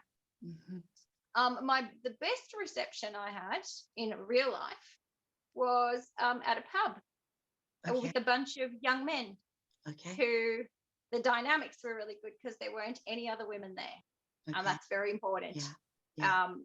So it was a 17 to 23-year-olds, a bunch of boys come to my town to do fishing, a fishing trip. And we're all at the pub and, they thought they'd pick on the older woman who was dressed kind of nice. And so they started picking on me. So I know how to flirt. I know how to play. I know what young men are thinking. So I went along with it until by the end of it, well, from the start, pretty much it was Miss Niles, but Miss Niles, like they were like literally putting up their finger and going, Miss Niles, will you answer me this? And can you tell me what you think of this? Because they do have concerns. Even those normies who've had it okay. So this young group of men who were construction workers and tradesmen, they were all paid government benefits, even though they were working. So they told me outright that they made a tidy sum out of COVID. They got to make extra money and actually put savings away for the first time in their lives. So they wanted it to keep going because they weren't locked down. They were working and they were making double the amount of money and they didn't have traffic to contend with. It was awesome. So, but at the same time, they do have problems with, that the fun had been taken out of life. They weren't allowed to do fun things anymore.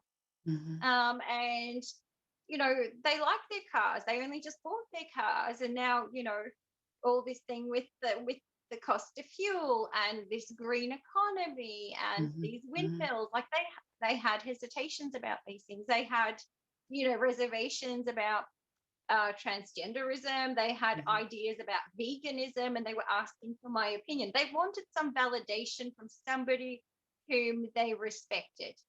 So because I looked the part, I looked like the kind of person that would say, boys, put your masks on and get your vaccines and your boosters. So I looked that part, but I was saying something completely different. I was, I think what you're saying, I had their attention for 2 hours. So that was really good. That is really wonderful, and a kernel of that was, you know, the biology, because you're not shy to acknowledge, you know, our actual biology and how it plays out in interactions and human dynamics. Do you feel like I feel that, you know, people have been conditioned to not understand their biology and to be removed from the fact that, you know, women, so when we were in hunter-gatherer societies, women were primarily surrounded by other women that they're related to. And there's quite a clear structure about who's going to marry who or who's going to be with who.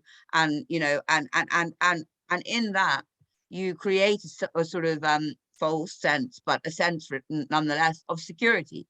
Everybody knows their place. People are not threatened by other people, because biologically threatened, I mean, because there is an order, there's a structure.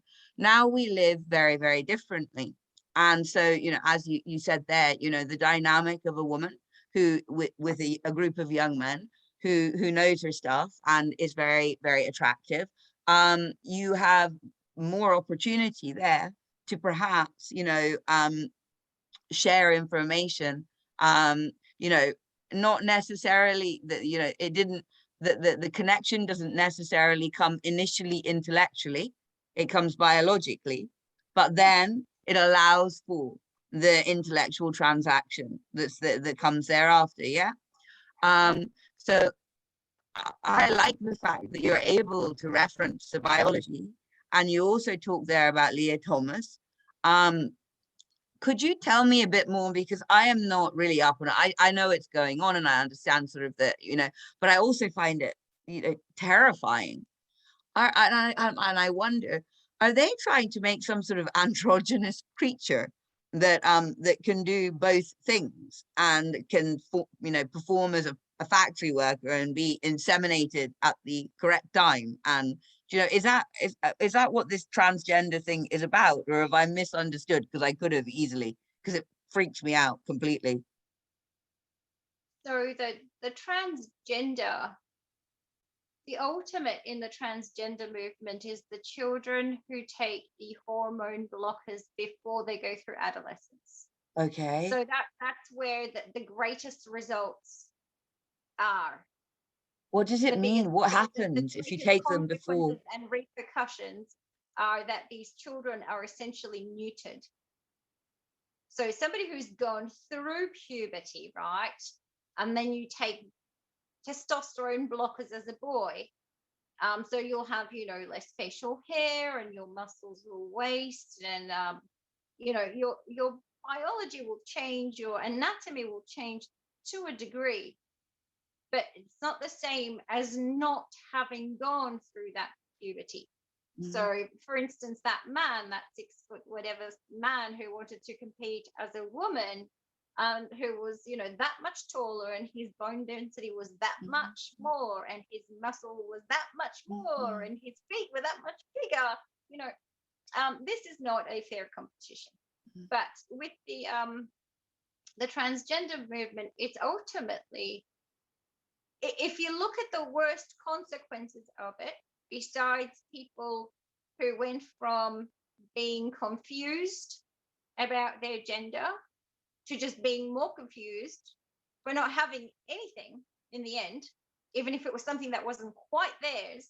You know, I'd rather wear a garment that doesn't perfectly fit me than not wear a garment at all, right? Than go around naked. And if we were to look at the suppressed books and stories, personal stories of people who are transgender, well, the rates of suicide for that group is, particularly the people who have mutilated themselves through surgeries, is you can imagine. I mean, it's just logical. You know, you're going to cut off a piece of yourself, and the piece that they're going to make is never going to work like the one God or the universe provided you. Well, you know, you end up with nothing. So you want to go in there for an exchange, but you end up with nothing. So what is that ultimately? Okay, so Tamora, I have felt throughout my life that my culture has been erased. You know, my Greekness wasn't important, and this is both in Greece and in Australia. The language wasn't important. They diluted both the Greek language and the English language. They, you know, this cancel culture thing, get rid of religion. I wasn't even religious, but hey, I don't think you But should get rid still, of I it. mean, it's the right of people. Yeah, I mean, you know, there's culture as well that comes with these things, and eradicating it and eliminating it makes us without identity. If I don't know the language my grandparents speak, if I don't know who my parents are, I mean, these are the kinds of grievances that people carry forever, not knowing who their mother was or not knowing who their father was. You know, people go to the ends of the earth to trace back their lineage and find out who they are. Now, let's say, you know, it's not important what culture you are anymore because we're multicultural now. It doesn't matter if we're black or white or brown or something in between because it doesn't matter now. It doesn't matter if you look like a boy, if you look like a girl. It doesn't matter. You know, everything doesn't matter. And when we get to the point where our biology doesn't matter, well, who are we? And that, who am I? Well, the philosophers have been toiling with that from when philosophy began to be written down so we could understand it. So when you take away something, you make a vacuum. And that vacuum is no identity. So when you've got something, a vacuum, what's that saying about vacuums? The void that needs to be filled anyway. Like nothing exists in a vacuum. Something will go in there. And that thing that will go in there is the transhumanism. Because, you know, we can talk about all the conspiracy theories about it, but we can just look at the plain facts and, you know, the Singularity University, which is all about, I mean, the dreams of these, you know, World Economic Forum leaders and futurists and United Nations is to make the robot indistinguishable from the human, and also the human indistinguishable from the robot. That's bringing us together. That's, you know, us being multicultural. That's giving the same human rights or whatever rights are left to robots that apply to humans. It's the merger. It's the merger. It's the making you feel the least special that you can be, and that is by removing your identity so we can supplant it with something else, a digital identity, an avatar, you know, whatever gender, fluid, you know, you're a cat.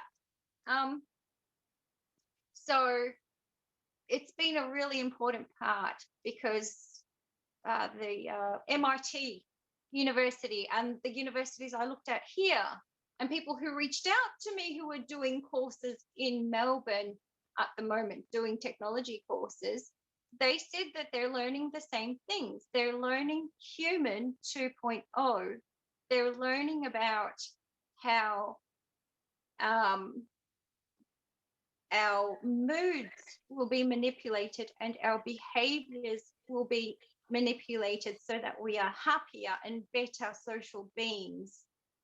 So we're not talking about you're going to do some kind of empathy course where you're going to be shown how to be more empathetic.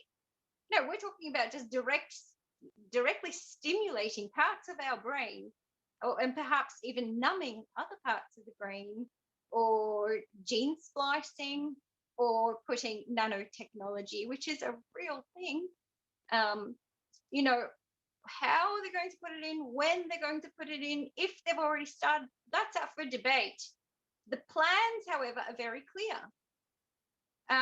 This is the part of you'll learn nothing, but you'll be happy. You know, how are we going to be happy without anything, without identity, without access to nature? Because anytime I say to somebody, oh, I'm depressed, I'm anxious, if anyone says it, what is the first thing people say to you? Go and put your feet in the soil, go and look at the beach, go and breathe in the forest. These are going to be off limits. So how are we going to be happy? Well, through drugs, medication, and all different kinds of stimulation and manipulation. And this is, I mean, it's very hard to talk about because it is so bleak. I mean, I don't, there's so many topics, and I'm glad because we've now covered a few, and I don't want to make everybody so depressed that they give up. Please, guys, don't give up here. We're going to bring this round to a happy ending somehow. But before we bring it round to the happy ending, I saw two other things at the moment that I want to mention, and there might be more, but at the moment I've got two in my head. And the first one is going to be because I think it was actually a post that you put up about the bug protein replacing our meat. Is that a post that you put up, and that Australian farmers are would tell everybody a little bit about that, because that's another aspect of what's going on here. Well, it's not just Australia. This is the same thing that was happening in Europe and in the United States that I know of specifically. And that is that farmers are getting grants from governments, NGOs and stuff. Basically, they're being paid out to not have to toil anymore. And in Greece, that's been going on for decades. So money comes in and says to farmer, listen, I'll pay you for your land. I will pay you what you would make, and you won't have to toil. All you need to do is take the money and do something else with it. Just don't farm the land. And well, who would be, it's a very hard thing to say no to. To knock back money and go and have all this free time. So it was a very sweet deal. These are the carrots. It always starts with carrots,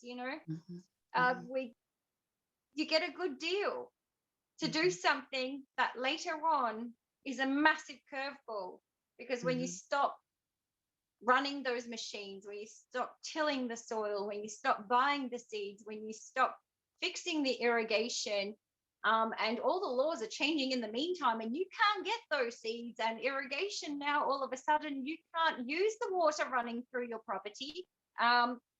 Water isn't a right anymore. Well, then what are you going to do 10 years later, 20 years later, when the supermarket is only offering the crickets and the lab-grown vegetables, not just lab-grown meat? We're talking about the vegetables and the vegan stuff too. 3D so basically, all your fruit and veg is coming from genetically modified seeds, which are probably mostly is already anyway. And then on top of that, you've got, all of these things, it's, these meat substitutes, which are being offered to people. And really all they are is just, the creation of another market, because you have, you're trying to sort of swing people, and people are making money out of this. But these kind of processed patties and things of increasingly, presumably, they are going to be comprised of some sort of it's artificial protein, which puts people out. Whoever was making the real stuff is now out of business. And also another way you divorce people from their food chain, they're divorce them from the natural order of things. So we've got the sort of the transhumanism coming in from the food. Geo fencing us over here. What haven't we talked about? We haven't talked about the one which is absolutely devastating and very difficult to talk about, which is it ties in with the transhumanism, but the agenda, which I think, I hope, I don't mean to wish that on you, I just mean it's already happening. I don't know. It's so in Scottish schools, children can identify now at primary schools, if they go in and they identify as a gender alternate to the one that they are biologically, the teachers are to call them by that gender, and they don't need to notify the parents. And that's been written into law, and that happened about a year ago. We are actually quite of the devolved parliaments in the UK. Scotland is more hardcore for all of this than the other ones. Wales kind of catching us. Well, I mean, I don't know, Ireland, all the Celtic nations are, it's marginal, but there's very strange things going on for all of us. But I think the strangest thing I have seen, and I think, many people, it's gone viral for that reason, is the Australian minister that you posted talking about the sex education worksheet that was sent home with the little 10-year-old girl. That's very extreme, isn't it?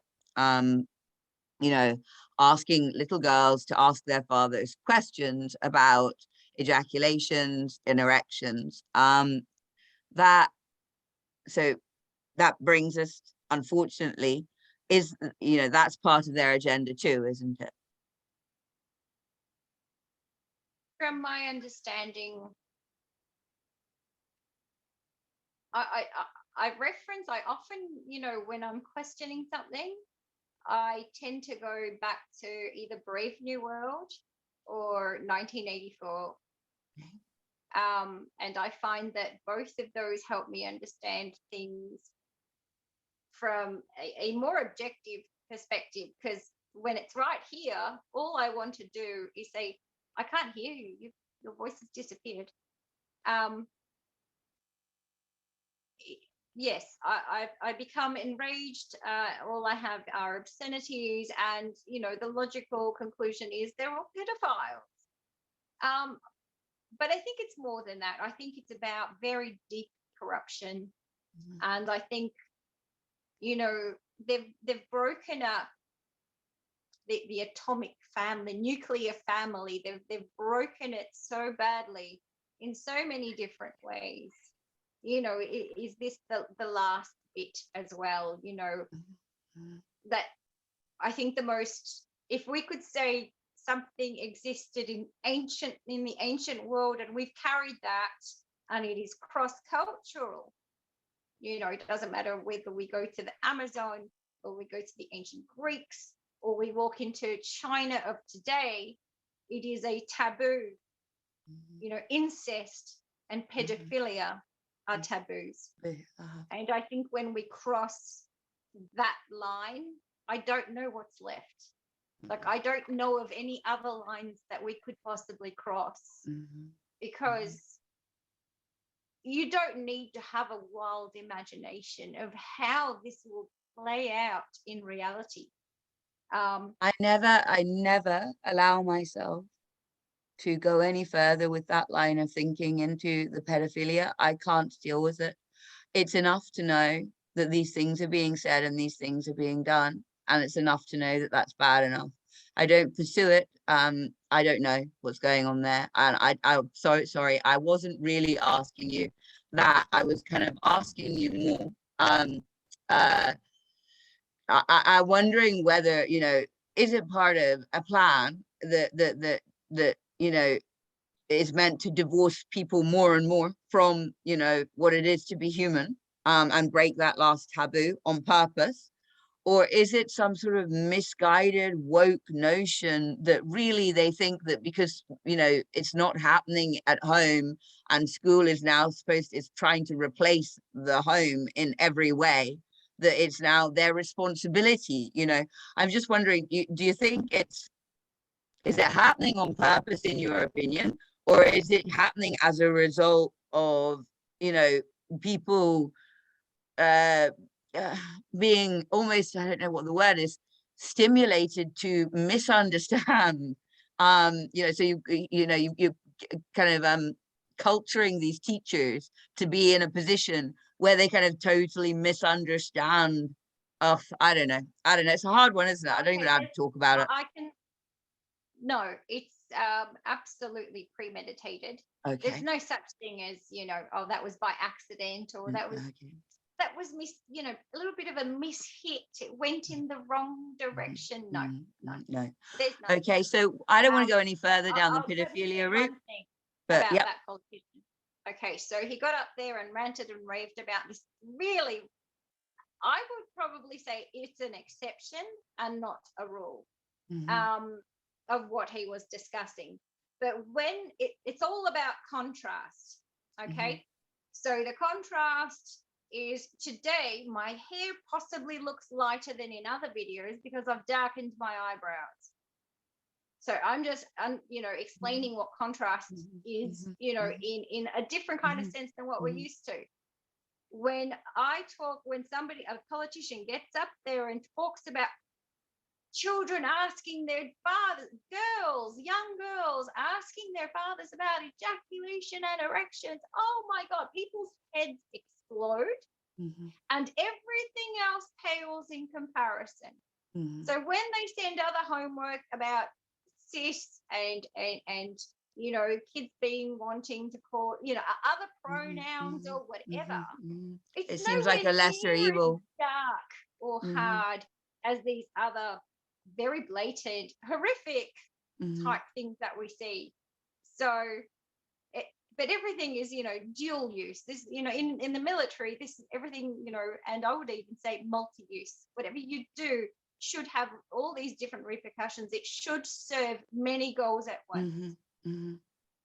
It's kind of that I think it was Catherine Austin Fitz who really gave me this business of how things are done. She just compared it, it's a very simple metaphor, to the military, and she just said, you know, it's all on a need to know basis, and kind of fits with what you're talking about there. You know, people at the top do know what they're trying to achieve, but they only tell the next layer. And when you compare it to the military, you're like, oh yeah, that can happen. That is a structure that works. You know, the people at the top know what they're trying to achieve, and everybody else knows what they need to know in order to get their bit done. And for whatever reason, they're signed on to, you know, to cooperate, and they will cooperate. And I think that's sort of, I found that a useful metaphor, because I was struggling with, you know, not struggling with believing that there was a deep state, or whatever you want to call it, that there are actually, you know, much greater, you know, people, powers at play here than we realize. But it was that business of, you know, how, and it ties with what you said. It answers the question of the natural and most obvious and logical question of how can they all be in on it together? They're not. They're not. They're not. Their little bit. They're little, you know, they're filling in, you know, the 3 spaces over there, and that's all they know. You know, Ike talked about compartmentalization back in 1999, I think. There's an old video of him giving, and I think it's even in Melbourne, right? This video of one of his presentations. And I don't think he goes into lizards or any of his exotic theories in it. He talks very plainly about governments and structures, and how it works, you know, like how does it happen? Because that's the question, you know, are all these doctors and all these nurses so evil that they want to kill people? No, of course not. They're just doing their job, and they know this much about what their job is. So let's come full circle now to, you know, Amnesty for the middle. Okay, for the people in the middle, those people who are just following orders because at the end of the day they need to pay the mortgage and they need to put food on the table for their kids.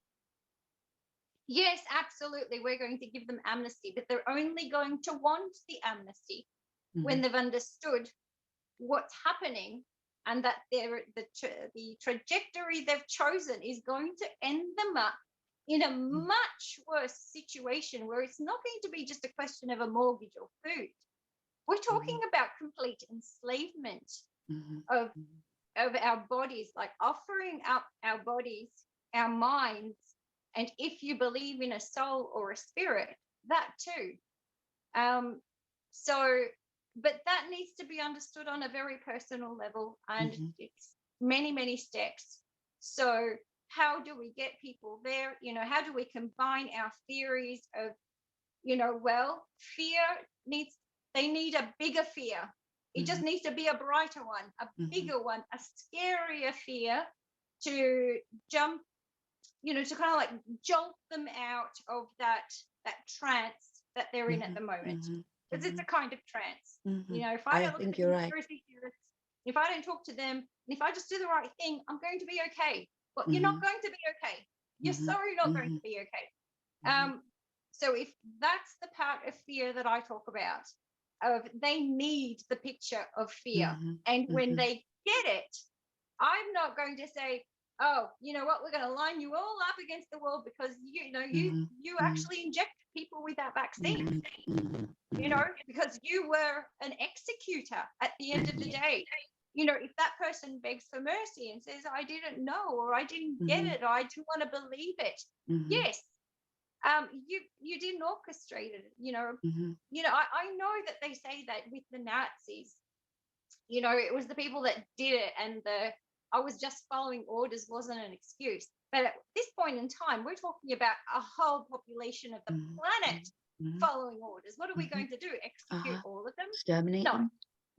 No, there is amnesty there. There is, you know, order followers are always going to be order followers. So if somebody else takes over, you know, a nice person, right, a benevolent kind of government, a much smaller type of government, some different system, if that were to take over, those order followers would just slide right into that lane and continue just following orders. And this time they wouldn't be, you know, death orders.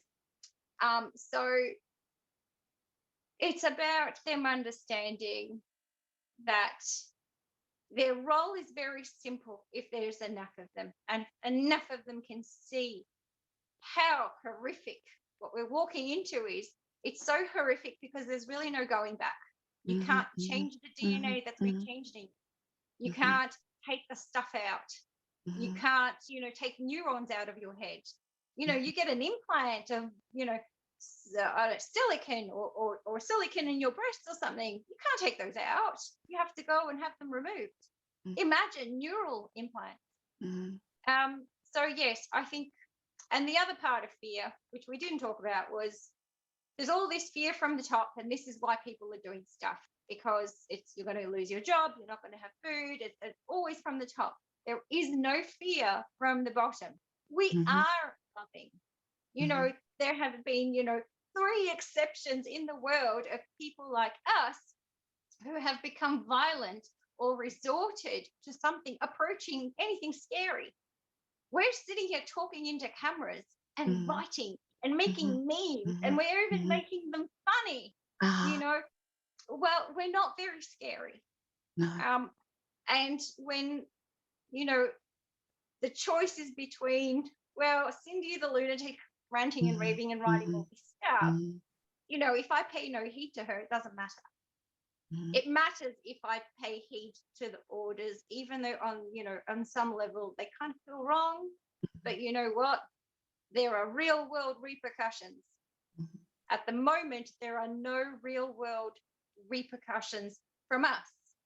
The real world repercussions are coming from those bloody vaccines, and people are really resisting seeing it for what it is because it's so horrific. But I think that there lies the real fear.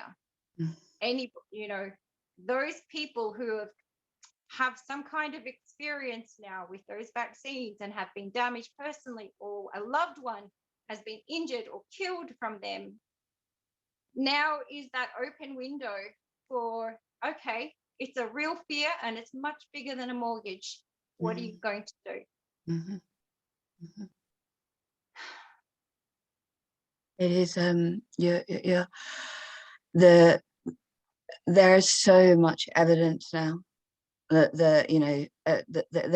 there was evidence before it started, but there is, you know, just the extent of the evidence now. I don't even try to keep up with it anymore. You know, if you're on Getter, are you on Getter? If you're not on Getter, get on Getter, just because there's a Dr. Naomi Wolf who's working with Steve Bannon in the War Room now. Leave the politics aside, I don't even know what they are. They've got a little team going where they're going through the Pfizer documents, and they've gotten people to volunteer, which is just brilliant. You know, people are just volunteering, people who are researchers, people who are academics, who feel that there's a problem with all of this, are throwing their time, and lawyers, into analyzing these documents, and they're coming out with the thing is, the reason that I don't follow it closely anymore is because we already knew all the stuff they're coming out with. In a way, like it's good they're coming out with it, because then they can use it in a court of law if it comes to that. But you can no longer be shocked by, you know, what they already knew before they did it, because, you know, there's just they already knew. They knew what they were doing, and we know that. So our focus kind of like, I'm not saying that their focus is not appropriate. We, you know, who knows exactly how this is going to play out, and it may well play out in courts of law, at least to some degree. So go ahead and go through those FISA documents and nail down exactly, you know, what they're guilty of. But we don't have so much time left now. I really feel like you said that word cusp. That's the perfect, you know, definition for our current circumstances. And I feel like, you know, some people really concertedly now have to be thinking about, okay, what you identified there. There's so much evidence now that the vaccines did and are continuing to do enormous damage, and they're pushing them anyway. So you've got, you know, those two facts are now just, you know, they are there, they are stark. And people are not willing to look at that. They are refusing to look at that, even if somebody in their family gets injured. I don't know what, this may not be wholesale, but what I am experiencing is people are, you know, it's everything but the vaccine that gets blamed for the fact that almost everybody that you know has got somebody in some sort of bad way. And everybody is running around now doing more caring than they used to do, in the sense that logistically things have been added to people's lives because somebody's in hospital, so that the dog needs walked, and, you know, people need to get groceries, and that, you know, or, you know, it's everywhere. People's lives are intensifying. The busyness of them are intensifying because they, you know, there are increasing responsibilities which come with increasing damage to the people that you love. But I am finding that I don't see people going, oh my goodness, you know, we really shouldn't have taken that vaccine, and look at all the evidence that there is. And, you know, that is not happening around me. Is it happening around you? No, it's going to take a while. I think only now I think this is the beginning. It's the beginning of the significant amount of unconcealable damage. So we've been, you know, having to, well, my grandmother dying means that we have got to go through the funeral and burial process. And so it's come to light that the cemeteries aren't able to keep up with demand. So there are long waitings at times between 10 days and 2 months to bury someone. And that is definitely something that people will notice. And the question is whether they will reflect on how things were in 2020. The question always is, were you sick in 2020 before the vaccines appeared? Did you know anyone that was really sick before 2020? And we are not talking about people that were hospitalized out of reach. And we are not talking about people that were in nursing homes and, again, out of reach. We don't know what happened to them. We're talking about, you know, us at home.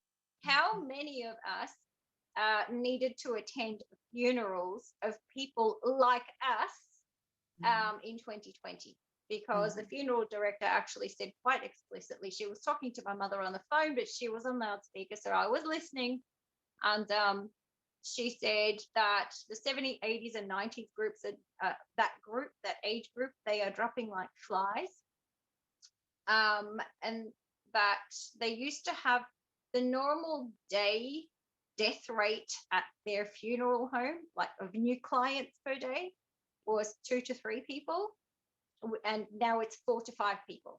So they're processing 4 to 5 a day, which is a 40% increase from, and I'm being, you know, modest, from the 2 to 3. I'm going with the 3 and going 4 to 5. So they've doubled their business, really. And there's the long waiting times, but she also said that it's not just the 60s, 70s, and 80s. There's lots of unexpected, is the word she used, unexpected deaths of people, and she started scaling back 60s, 50s, and then even 40s. So, you know, mum did, give her an opportunity. She mentioned the vaccines, and so the woman proceeded to talk about the GMOs in foods rather than the GMOs being injected and actually turning the person into a GMO. But anyway, so that's the irony. Okay, right. But she also, did the usual qualification of, well, unexpected deaths get processed by a coroner. And if there were anything there to show that it was a vaccine, well, then the coroner would know that. So, like, well. But I mean, there are the coroners, do you know? So, they're seeing, yeah. With And our they've doctors seen. and nurses have gag orders, like official gag Oh, orders. wow. And Wow.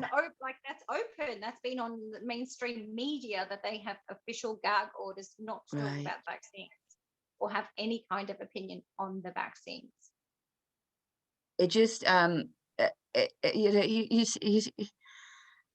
full picture, the fraud. I thought it was wonderful when Edward Dowd started shouting fraud, because okay, that's a word that people understand. Let's go with fraud for a while, because it is fraud. This massive fraud has been perpetrated, and I thought maybe that would galvanize people, and I think it has to some degree. It's galvanized a small group, a reasonable group of people, but it's not significant enough. And then you're going to look at, like what you're saying there are I can't remember what they're called, but the people who do the post-mortems, the coroners, but there's a sort of an academic word for the people who anyway, it doesn't matter. Some people have looked, and they can see that the spike protein is everywhere, and they can, if they do the post-mortems. But the thing is, then you've got people in situations where they don't want to admit that to themselves that their relative has died because they both went down this path of vaccination, so they won't ask for the post-mortem.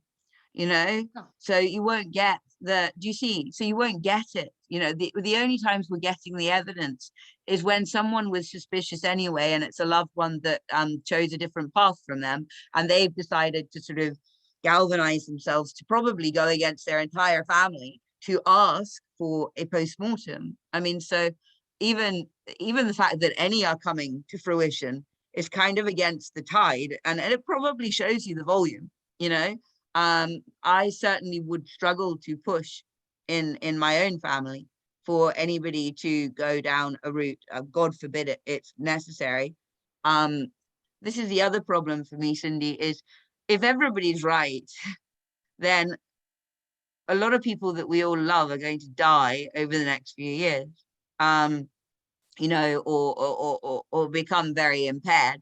And I have struggled in my soul, in myself, to think that might be the case, to wonder, but I do see it increasingly happening, and so and I think this is going to be, because it's not just the one thing, is it, of turning people and getting people to realize what's going on. It's also that we are going to be ridden with casualties. This battlefield is going to be covered in injured people and corpses, and in amongst that, we have to take the people who survive it and get them to see what's been done to them. And like you said, though, I think really, really importantly, not to place the blame on themselves or us, or to see that it has been manufactured, it's been imposed on them, and that there is, the blame belongs elsewhere. I like to be like, I would like to end this on a lovely, happy note. But I'm struggling in my head sometimes. Do you feel that? Do you come back and forth with your, well, you said to me once, I was thinking about this the other day, because I sustained a bit of a hit with my channel. I was trying to share something, and God, you are fighting this invisible person, and at the end of it, my heart rate's going, and I feel like I've had a big argument with somebody, but it's just me and my computer and trying to upload something that I think other people should see. And I know that you said to me when we first started communicating that you had lost a lot of the people that subscribe to your channels, or I don't know what I don't know what your presence was before, but whatever your presence had been before, they had managed to take you down. That's a happy way to end this. Would you please tell everybody where they can get you? Okay, there we go. Found a happy note. Okay, so I'm up to profile number 3 on Facebook. My name is Cindy Niles. So that is my go-to. That is my bread and butter. Why do I insist on Facebook? Because Facebook is the public square. It's where normal people still are. It's already an echo chamber, but the other alternative sites are self-imposed echo chambers. There's still an opportunity for some people to see our material. That's where I am. And in the last week, a new friend offered help. And I said, would that be technical help? And he said, yes. And I said, could you please upload my videos? Could you download them from Facebook and upload them somewhere so that they exist? Because a lot of people have trouble watching them on Facebook. And so I now have a presence on Rumble, and that is Niles Talks, one word. So NILESTALKS. So it could be Nile Stalks, or Niles Talks. Doesn't matter how you say it. That's how you'll find it. And the videos are all jumbled and not in chronological order. But it's like you're pressing what's that button on a stereo where you ask for the soundtracks to get mixed up? So it's a surprise. It's kind of like that. But at least they're somewhere. Yes. So that's where my presence is.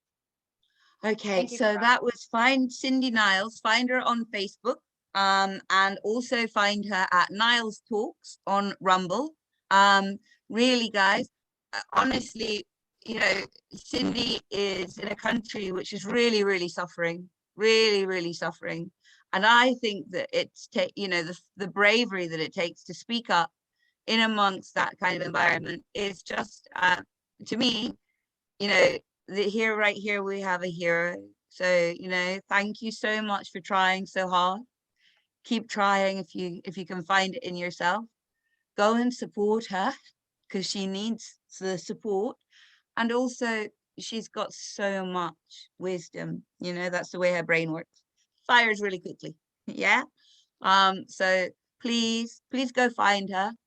Thank you so much for listening. Thank you, Cindy, for coming and being with me. I'm not wrapping it up because I couldn't sit and talk to you forever or listen to you converse with you. I could, and I hope we'll be back, but I'm wrapping it up just so that, there's a possibility that other people will listen when they see that thing and it says 2 hours something or other or whatever. So this one is obviously one for, for the long haul. Thank you so much, Cindy. Thank you. And thank you for what you're doing. Thank you for having me, and thank you for everything you're doing. You underestimate yourself. Oh, my darling. I hope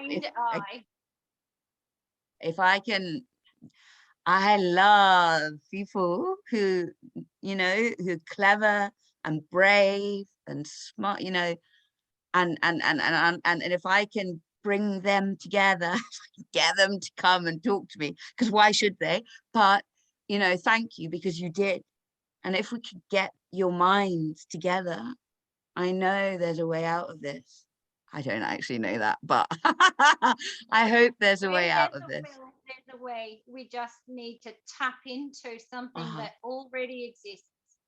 It already exists, of course. We were born with free will.